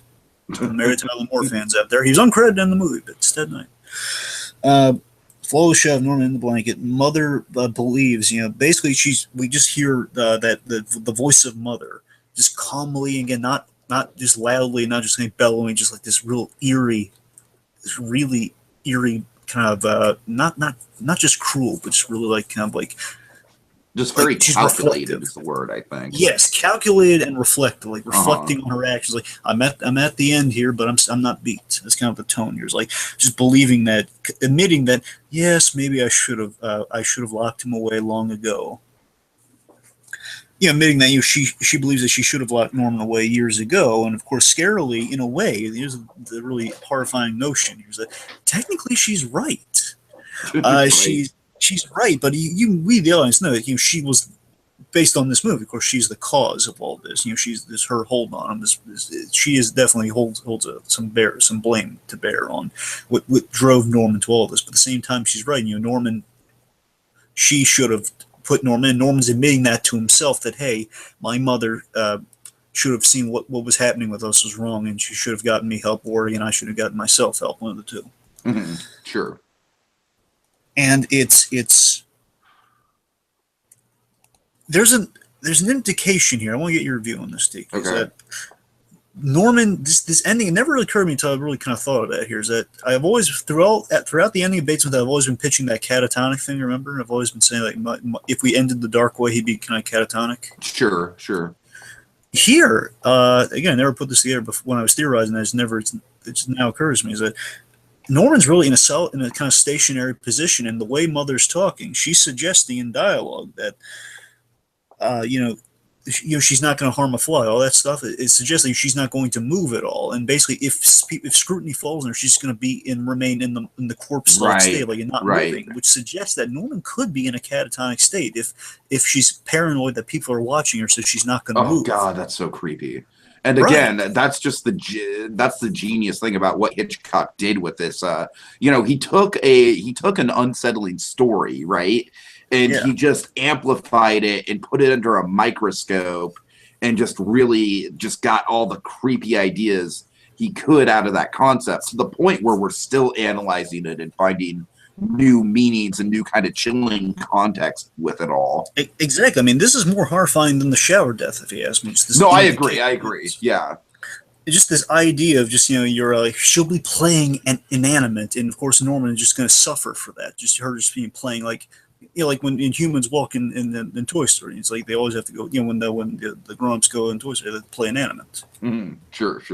So again, it's like and then of course the line is the line that kind of was introduced to us the first time. It's like, I'm not even going to swat that fly. Then they're going to, I know what they're going to say. They're going to say, she wouldn't even harm a fly. And then of course the score comes back as again, he's moving a little bit. So when Perkins looks up with that glare that Freddie Highmore can mimic so well, he looks up with that glare, and then we have that great great face, the corpse of Norma Bates' face over Norman Bates' face, just that with the countless victims, the crime scene aftermath of the motel just being played at the very end. It's like, it all started with someone running away, with Marion's car running away, and then that's the thing that's getting pulled up there, and just it's. And of course, again, if Norma does get reintroduced into society, Norma will be in full control, acting like Norman, like she does at the end of season 5 Bates Motel. Right.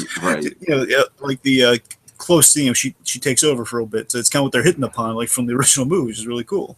Mm-hmm. Okay. All right. Let's get to the favorite scenes then, Dragon. I will go ahead and go first. So I have 3 of them in mind, folks. I have number 1 happens early in the movie, and I still contend this is probably one of the more benign, but also one of the more suspenseful moments in the whole film, and that is shortly after Marion is questioned by a police officer for sleeping on the side of a road and kind of acting suspicious. She pulls into a used car lot to trade off cars, figuring that would be the best way to go about the situation.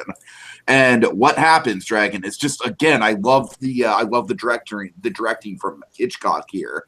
The police officer sees her, pulls off to the side, and he doesn't just get in his car, Dragon. I love how he gets out of his car and just, leans on the car and waits and watches.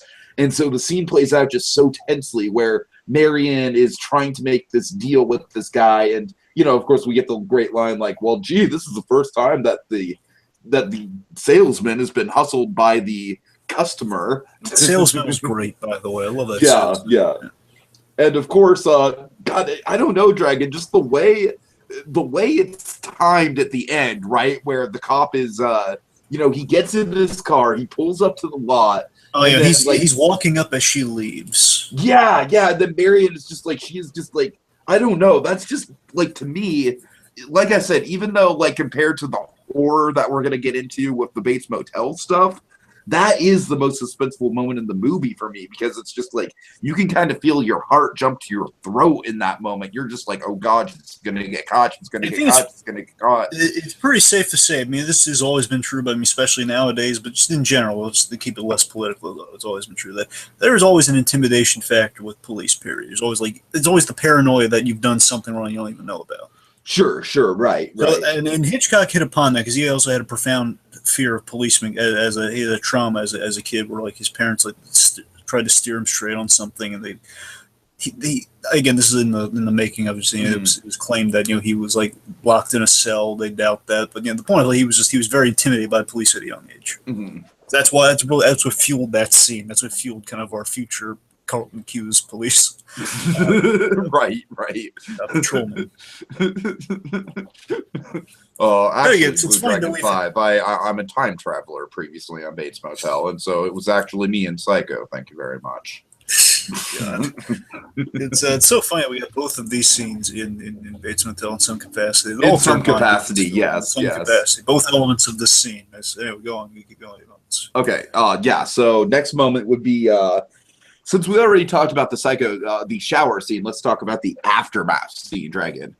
Yes. Honestly, rewatching this scene, Dragon, is you know what it reminds me of, and this might sound like a weird comparison at first, but it reminds me of those like really slow-paced and meticulous Mike scenes in Better Call Saul.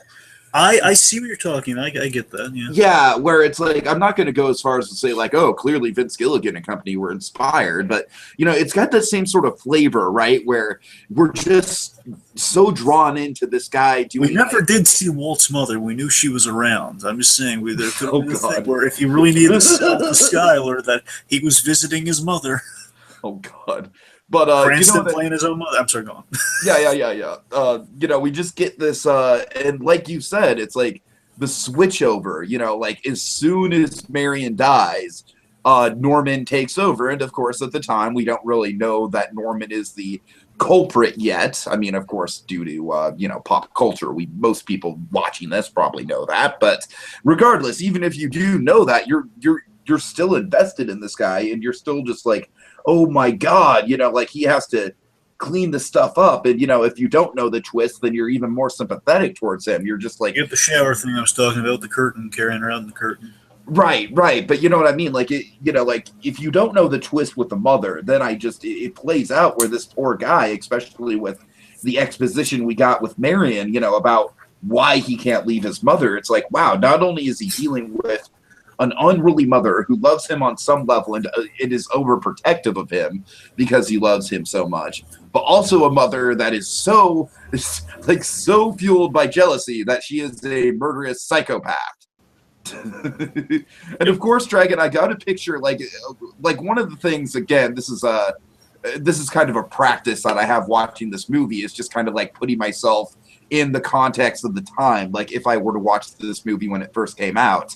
And I imagine just the title Psycho, right? Like the title Psycho is so vague, it probably left a lot of people wondering what that meant and who the psycho in the movie actually was. You know what I mean?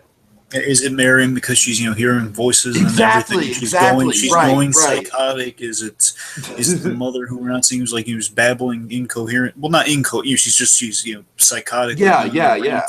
Or is it more Norman who can jump into these rants and these monologues here and there? So I love that. That kind of play with the expectations. And like I said, I think the best way to view this movie is kind of in the time capsule format of just like pretending that this is the first time you're watching this in the time period that it came out in, and really kind of savoring the how fresh it must have felt. And of course, Dragon, speaking of said freshness, I think probably not the most suspenseful moment in the film, but maybe the most expertly directed moment of the film is the car sinking, where that is the moment that so many people cite is like one of the first times in modern day filmmaking narrative where our focus clearly shifts. Like it's like a pinpoint, right? It's like an exact pinpoint where our motivations and our rooting interest in this movie shift to the bad guy at that point. And it is, and also, it's such a switch. Go ahead. Yeah, we also get that great moment. He's eating the candy corn, and he's then. It seems like he's screwed for a moment when the trunk's sticking out, and she's looking around. So that's honestly, it's kind of a great, almost like an early fourth wall gag of like, oh man, I don't know what to do next. That's what I'm talking about, Dragon. That moment right there is just like, okay, like we are on this guy's side now. We are vested in his success in this story. Certainly. Okay, and then finally, folks, let's talk about the Arbogast scene. Of course, this guy, after building up, his whole storyline is like, I got to get into that house. I got to get into that house. He finally decides to just break in. And it doesn't go well, Dragon. It doesn't go well at all. No, it doesn't. Basically, he gets as far as the top of the stairs before the second Hitchcock, like music sting kicks in. Unless, yeah. Unless he secretly wanted to die getting stabbed and falling downstairs. Unless he secretly wanted that. Things did not go well for him. And as we were talking about with the cinematography, Dragon, I think the shot of Abergast falling down the stairs and the camera following him is the single most impressive shot in the movie. It is pretty impressive. And just seeing like kind of that realistic, when you're kind of falling back. Less the shot of like him up in the camera, which looks good. But that shot of him coming down, just kind of that. I mean, honestly, I think the way we would do this now is you'd be like, he'd be kind of skipping down a few stairs instead of just kind of like, every step on the way back. I respect kind of the eeriness of that, though. It's almost like he was like, the film was reversed almost. It wasn't. Right, It's like, yeah, sure. He's just walking backwards and falling down. It's really eerie. Mm-hmm. Yeah. Okay, those are my moments, Dragon. What do you got? Here's what I got. So, let me just I guess just going chronologically here. Sure. I guess it's somewhat of a twofer, but just in addition to this kind of the pleasantries of Norman just being so darn pleasant with offering the sandwich and mainly returning with the sandwich, because that's where we get the sympathy after he's been yelled at and he's kind of going out of his way to be nice to Mary and just kind of building that, but more so the we all go a little mad sometimes scene. That's always great. Number one. That's the scene where we get that turn with Norman. We see something's not quite right with Norman. That's where we get that bit. And this is the thing that this scene I bring up because this is a scene I really think informs some of the finest stuff we get with Freddie Highmore and Bates Motel. It's always that kind of that Shakespearean quality we get from him. And honestly, and this is another.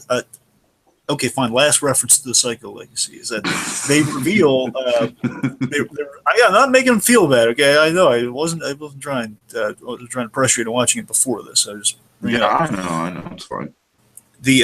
Norman has a great nickname. Anthony Perkins has a great nickname for his portrayal of Norman Bates. His nickname is the Hamlet of Horror. The Hamlet of Horror. Which is really a cool nickname, you gotta admit. Yeah, it is. It is. He's the conflicted lad. That's his legacy. Right. But in all seriousness, though, again, that's what this scene is, and that's kind of what Highmore kind of does when basically always captures this scene to an extent. Like when Norman gets like the whole, he kind of turns on a dime, saying, "I don't think you're a nice girl. Like nice girls don't do this." He's just going into a rant. The way Norman Bates fires into a rant, or he gets all Shakespeare talking about the cord and everything. It's all derivative of this scene. It's all this scene that Perkins is giving us here. The whole, people always mean well. Mm-hmm. Right, It's like Norman's all friendly with it at that point. It's just, you mean an institution. He really tenses up, and he's getting into there's so many levels to this. Psychologically, it's like it's hitting upon a real sensitive subject for him. You got to imagine in the back of his mind, he's thinking, an institution like I've considered either putting myself or my mother into back in the day when she was getting really out of hand. Or mother considered putting him into back in the day. Exactly. Again, it's wonderfully unclear. Right. And then as the scene goes on, then it's really offended by it because you got to wonder how much of that is his mother coming out being defensive of himself, or how much of that is just like oh yes, right. People always mean well, but they click their, and this is the bit I'm talking. This is the Heimel bit I'm talking. They click their thick tongues also and suggest so very delicately. Right. Like that's the bit that's what I'm loving about this scene. This is why it can take away. This is when I kind of look to what Perkins did so wonderfully in this role. Just he could turn on a dime like that, and it would just be so intimidating. But then he amps down, and he goes and he raises the so quotable, awesome question. Like we all go a little mad sometimes. Haven't you? Sure. Let's put that on a poster, man. That's like a bumper sticker quote. It's such a well delivered line. You can feel the iconography coming off of that line. We all go a little mad sometimes, which is an inhalable truth among people. We all go a little mad. In his case, a little crazy mad. Which again, we always kind of have that question: what if we really went off the deep end? Right. And then, of course, having you just being that question posed not only to Marion but to the audience to an extent. Just such a well-delivered scene, and the energy that Perkins brings in that scene is unparalleled. So, following that, I guess, and bear in mind, I can't for me, if I had just picked only one, it would be the ending. But we already talked about that's in this. Sure, sure. Let's see. So it's going chronologically here, so I'll make sure I get it. I guess. Okay. I guess. Let's talk about Arbogast. Like you see, the Arbogast scene. So, and this scene again was something else. Oddly enough, I'm just kind of realizing some of these scenes are really Bates Motel derivative, but it's just this scene was so well. There was a bit in the scene so well adapted in Bates Motel. Basically, when Arbogast is checking the registry, and he's questioning Norman, and this scene, of course, this is the scene that Perkins directed. I'm still kind of bitter that nobody questioned David Davidson when all out of all the times that people look through that registry in season 5. You're right. But I'm like, I'm gonna wait. Seriously, I'm gonna wait till the DVD. I think that might be like a deleted scene sometime. It sounds like it might be. But anyway, so this scene essentially, it's Arbogast questioning Norman. He's checking the guest registry, and this is the scene that Perkins staged. So like Hitchcock, he basically kept going out for Hitchcock. He said, "Hey, listen, I have a way of staging this. I have the way Marty and I have been going over the scene, but I think you should direct it a little differently." And Hitchcock was very receptive to it. Like, okay, he just placated him, say, "I'm sure it'll be fine. Whatever we do, it's gonna be fine." He says, "No, seriously, we have some really cool ideas." And he watched it; he's really impressed. And that attached to the scene, you get like these great shots. It's shot so wonderfully up close. We have he focusing on the faces, and we have this great bit where while he's off screen searching through the book, because we know what that looks like. We need to see that the whole time. We have Norman just like arching over, and we know he's so nervous because we know our character is lying in this scene. He's arching over, he's like all spindly, and the next his the head turn is what Highmore does in season 5. We do the rich thing there, and he was eating the candy corn. And it's so, and he's catching him in a lie. And this part, the audience for Norman, like our hearts are kind of stopped for him. Like, oh boy, now he's stuttering. It's like, oh boy, is he going to be able to pull it off? And he's so charming, he kind of gets away with it. Right. Before the mother enters again, mother undercutting him as always. Of course, yeah. Let's see. So. Next, I guess the third scene followed by a very brief bit. Main scene here, the Chambers visit. I love the Chambers visit. We talked about it a little bit, so I'll go briefly on this. I love the visit, the first scene with Sheriff Chambers and the wife, especially the wife. I think the wife's great in this scene because the wife is very underrated in this movie. Yeah, I agree with you. She gets my favorite bit in the scene. That's why I bring her up. So there are two bits in the scene. Tiki already mentioned one of them. So basically, these two awesome bits in the scene. Basically, this is an exposition dump. But this is a character exposition. This is very pivotal to the plot. This is where they're mentioning, it's showcasing that Norman Bates is very well liked in the town. Like, oh no, again, us, the audience, rooting for Norman's like, yeah, we're throwing off suspicion. We're all good here. We're all right. But we get this really eerie bit that is making the kind of the Shyamalanian twist, as Dee's brought. It's kind of this, the sheriff eerily bring up, Norma Bates has been dead for 10 years. Oh yeah. She's been buried in like green something cemetery for 10 years. And then basically the story, the background. This informed Tiki and I kind of going into Bates and Doug because we knew kind of the story, and we're clued in to how Norma might die based on this scene. And again, they adapted it to an extent. There was a poisoning. That's what did her in, and Romero was there. Right, and Romero was kind of a catalyst of it as well. Exactly. So. Basically we get an insight to what killed Norma, and this is something that they do kind of play with in the sequels by Norman poisoning kind of the mother. The fact that the wife gives us the great exposition dump that after the sheriff says the strychnine poisoning, she poisoned the iced tea, she poisoned her boyfriend after finding he was having an affair, and then poisoning herself. And then the bit that I think sells it, and this is the bit that just sells it perfectly, is when the missus, when Miss Chambers, she says, and Norman found them in bed. And again, just that's the thing that gives them the psychotic break, and what's what we find out later on, paired with this scene, just knowing kind of like, okay, we know the facts, and now we can factor it all based on that good exposition dump. We now know, so in doing that, Norman's in doing that, Norman's motivation, like that moment, we had a vivid picture painted of. Okay, so the poison he had, and Norman was there finding him in bed, finding them in bed, like right after the moment, it probably dawned on him, like, oh my god, I killed my mother. which of course we do get to see kind of artfully kind of adapted in Bates Motel to an extent. Just the death in bed sort of thing. Again, Norman and Nora were going to die in bed, just kind of like right. There. But I'm saying again, it's a good scene. Build some intrigue, build some great intrigue, and real briefly, just I love this. The way this shot is just one single shot. To be honest, it's Norman hearing Sam Loomis looking around, and he's in the black turtleneck. He's in the classic kind of black. I'm glad you're bringing this up. Actually, this is another moment I kind of wanted to bring up. So go ahead. Yeah. If not a turtleneck, he was wearing the black sweater over the white. He was wearing the black, and it was a beautiful black and white shot. And what we have here is Sam's looking around for Arbogast to see if he's around, and we get this wonderful kind of pan. It's like going almost like a 360-degree almost. It's like we're going around basically this shot where Norman overhears him like calling for Arbogast, and it's such an intimidating shot of Norman. Just like he's standing in front, presumably Arbogast's car is sinking down or something. He's in front of the sinkhole. Right.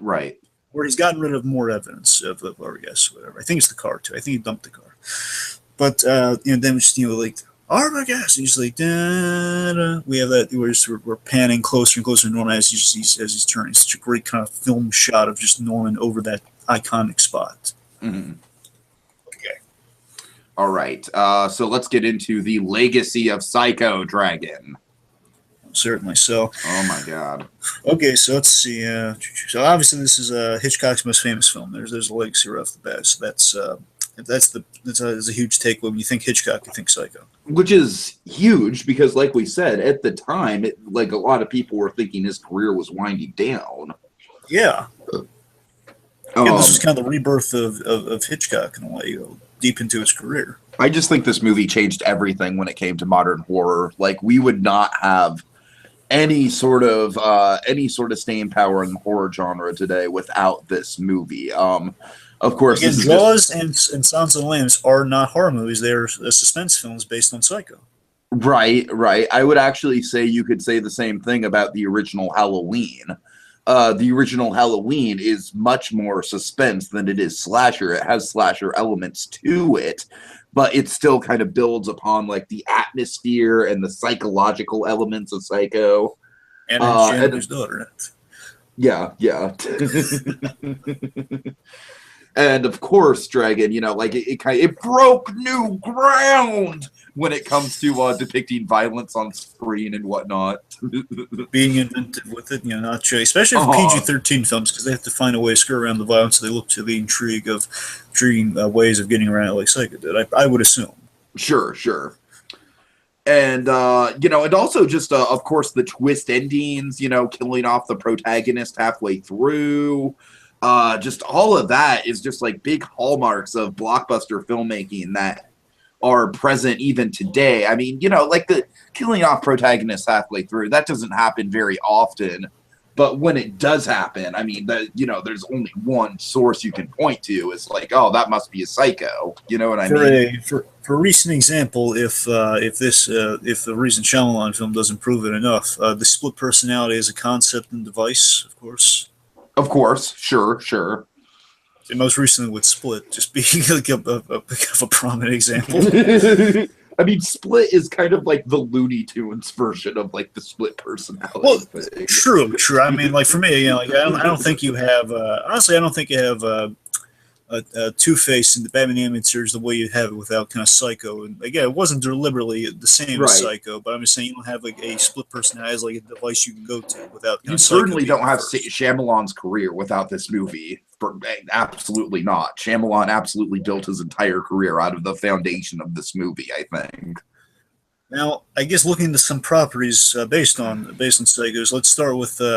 We have the Universal Tram Tour, which is of course made famous now. Where even Fred Atwood's got which been pretty funny. Where he's he killed the actor portraying Norman in the Tram Tour. And Dragon, I have experienced this, and it is pretty fun. Basically what you see is the actual set of Psycho.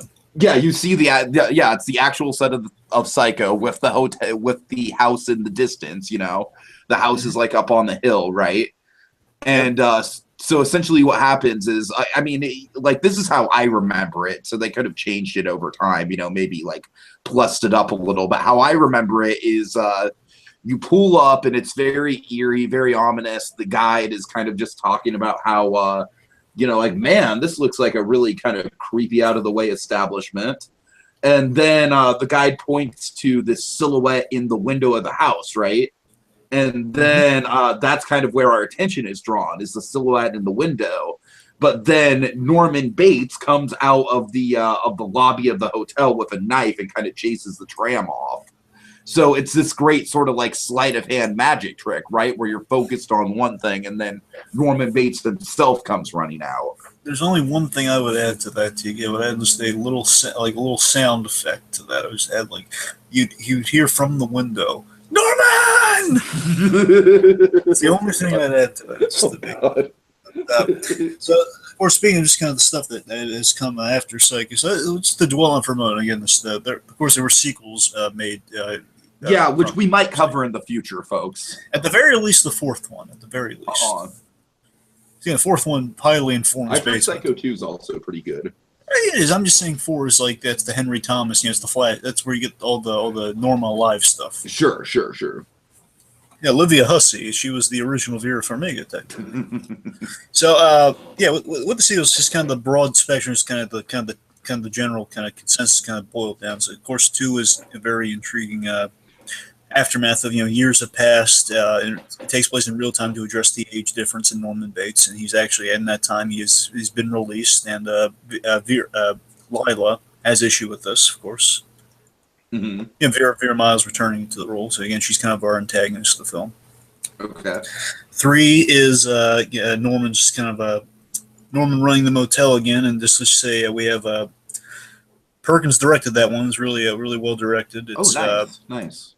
Oh yeah, he's very involved in all these movies that have come afterwards. It sounds kind of like Freddie Highmore's role in Bates Motel in a way.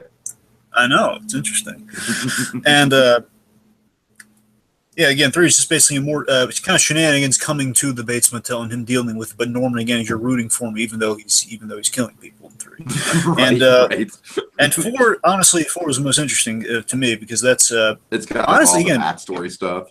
It has the backstory. We've seen flashback. Basically, it has an awesome premise. If you ask me, it's kind of a silly premise, but it's an awesome one. CCH Pounder has a radio show, and essentially Norman's calling in under an assumed alias, and he is kind of sharing his past stories, and that's where we get the flashbacks from.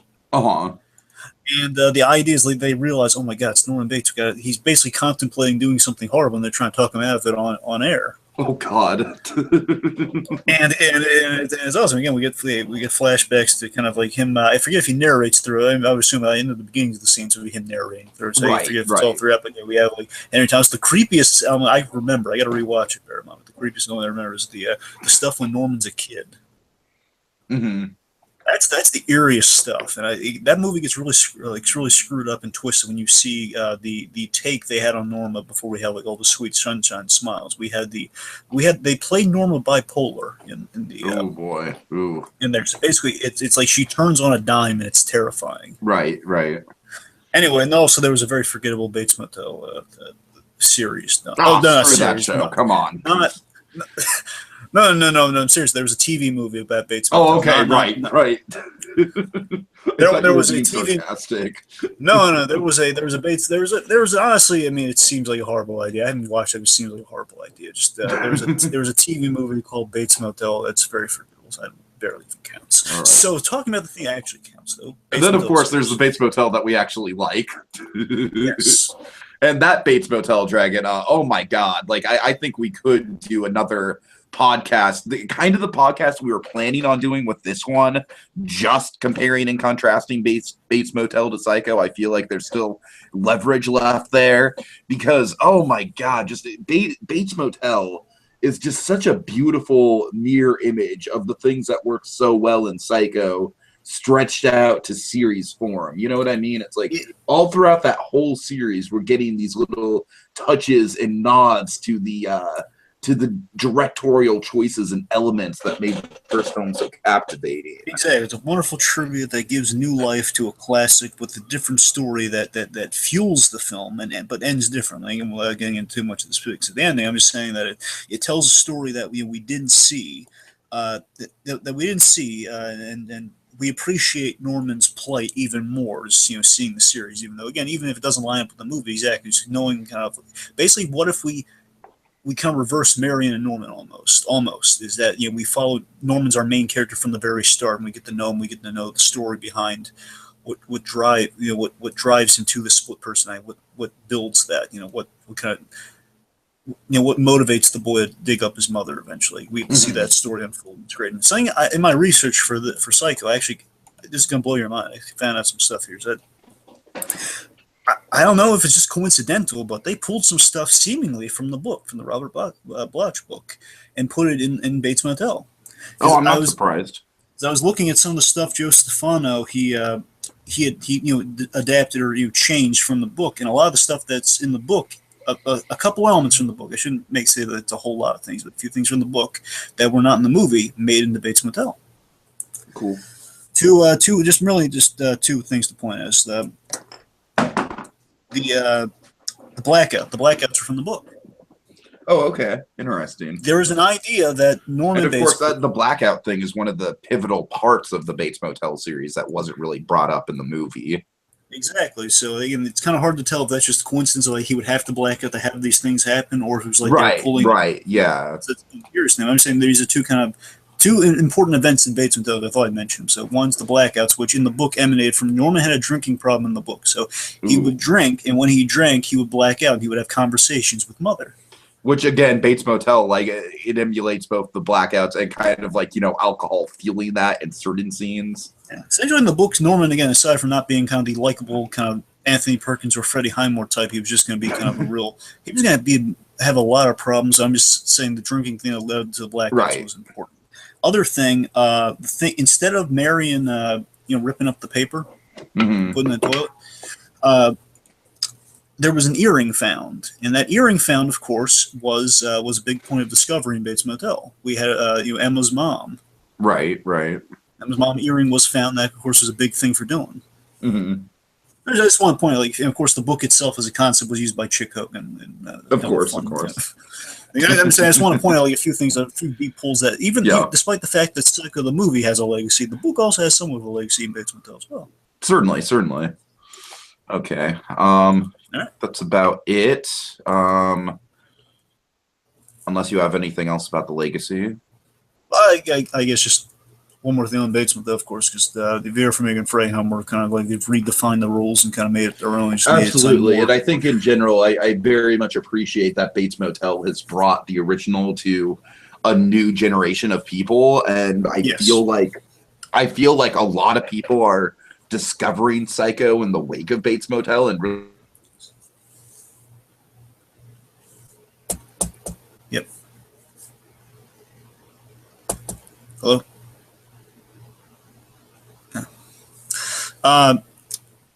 Yes, I agree with Tiki there. It is bringing to kind of a new generation of people, because I remember I would talk to people about Bates Motel, a few people I would watch the series with, not with. I mean, we basically kind of like water cooler talks. Like, oh, did you see what happened on Bates Motel? Oh my God, that sort of stuff. And when I talked to them, at some point, there's this one person I would talk to, and they have not seen the movie. I would hope they have watched it afterwards now, but I don't know, maybe the black and white might turn them off to it. I hope not, because the fact there are people out there who have not seen the movie, and I would recommend to these people that, hey, oh my gosh, if you love the series, you got to see what the movie.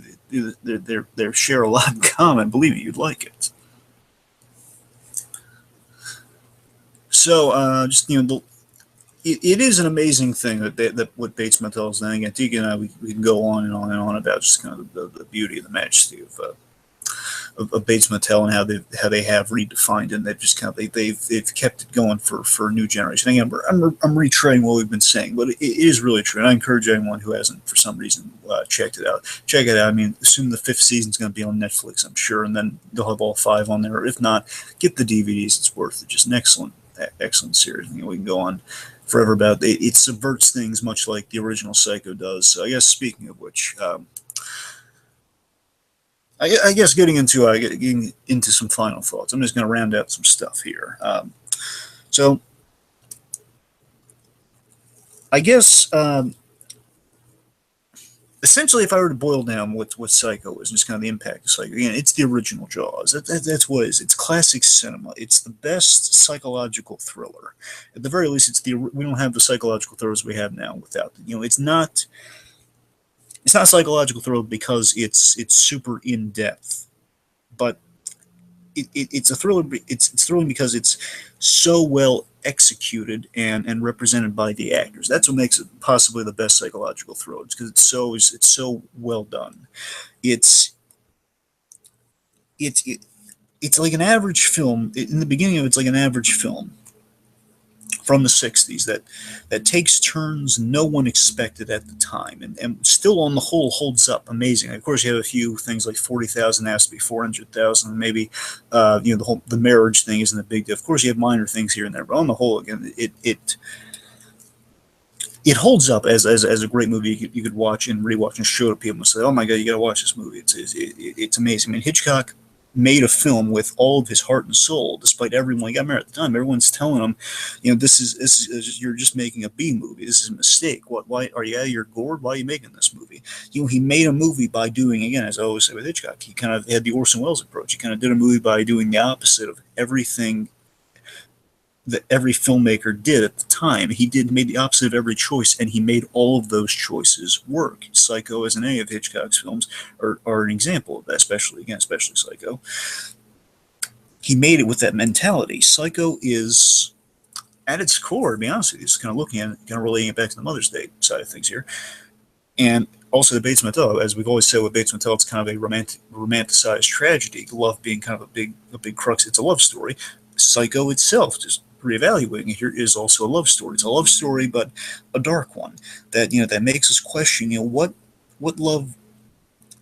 I'm sorry, let's rephrase that. Basically, it kind of makes us question what love can drive us to, or what choices it could what choices it could force us into.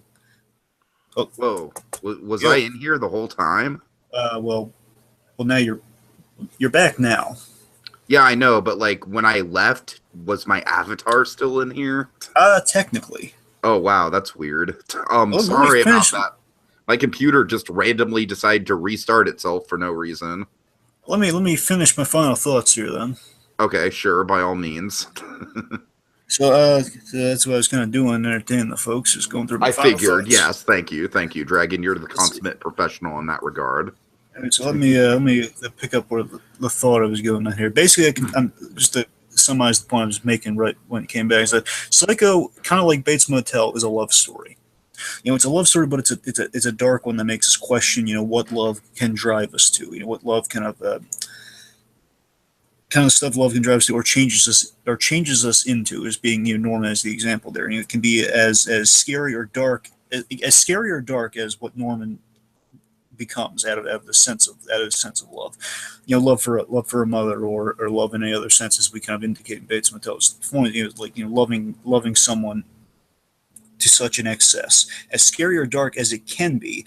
It's something to marvel at, that a man could loved his mother quite literally to death, and even after death, and that to me is not a forgettable horror movie at all. It's not a forgettable horror movie.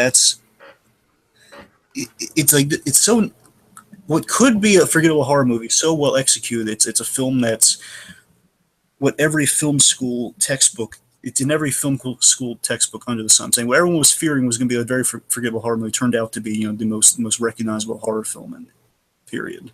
Yeah. Yeah, folks, thanks for joining us on our Bates Motel retrospective. I guess just to round out my final thoughts, it's crazy with and not just Bates Motel, of course, Psycho as well. Psycho being the main. Don't want to. Sorry, that was a flub. I'm, don't want to take attention away from Psycho here, but Psycho is just such a lasting legacy of a film. Dragon, like you said, it's taught in every film school. People who have never seen a black and white movie in their lives still know every shot of the shower scene. Just even if they've never seen the shower scene, they still somehow subconsciously know every shot of it. you know, like I said, it broke new ground in terms of showing what can be done with violence and doing it in a tasteful way. It also just led the way and paved the way for just twisting and turning narratives for suspense films and horror films going forward. And it is just straight up a masterpiece that can never be topped. All right. And Dragon, you know, I think after all is said and done, the only thing to do is to maybe just sit and wait and hope that one day Carrie Aaron and Carlton Cuse will deliver a Bates Motel sequel somehow, even though Norman's dead. Spoiler alert. And do you know what I say to that, Dragon? What do you say to that? I say, well, we're just going to have to sit here then. Have a good night, folks. Happy Mother's Day.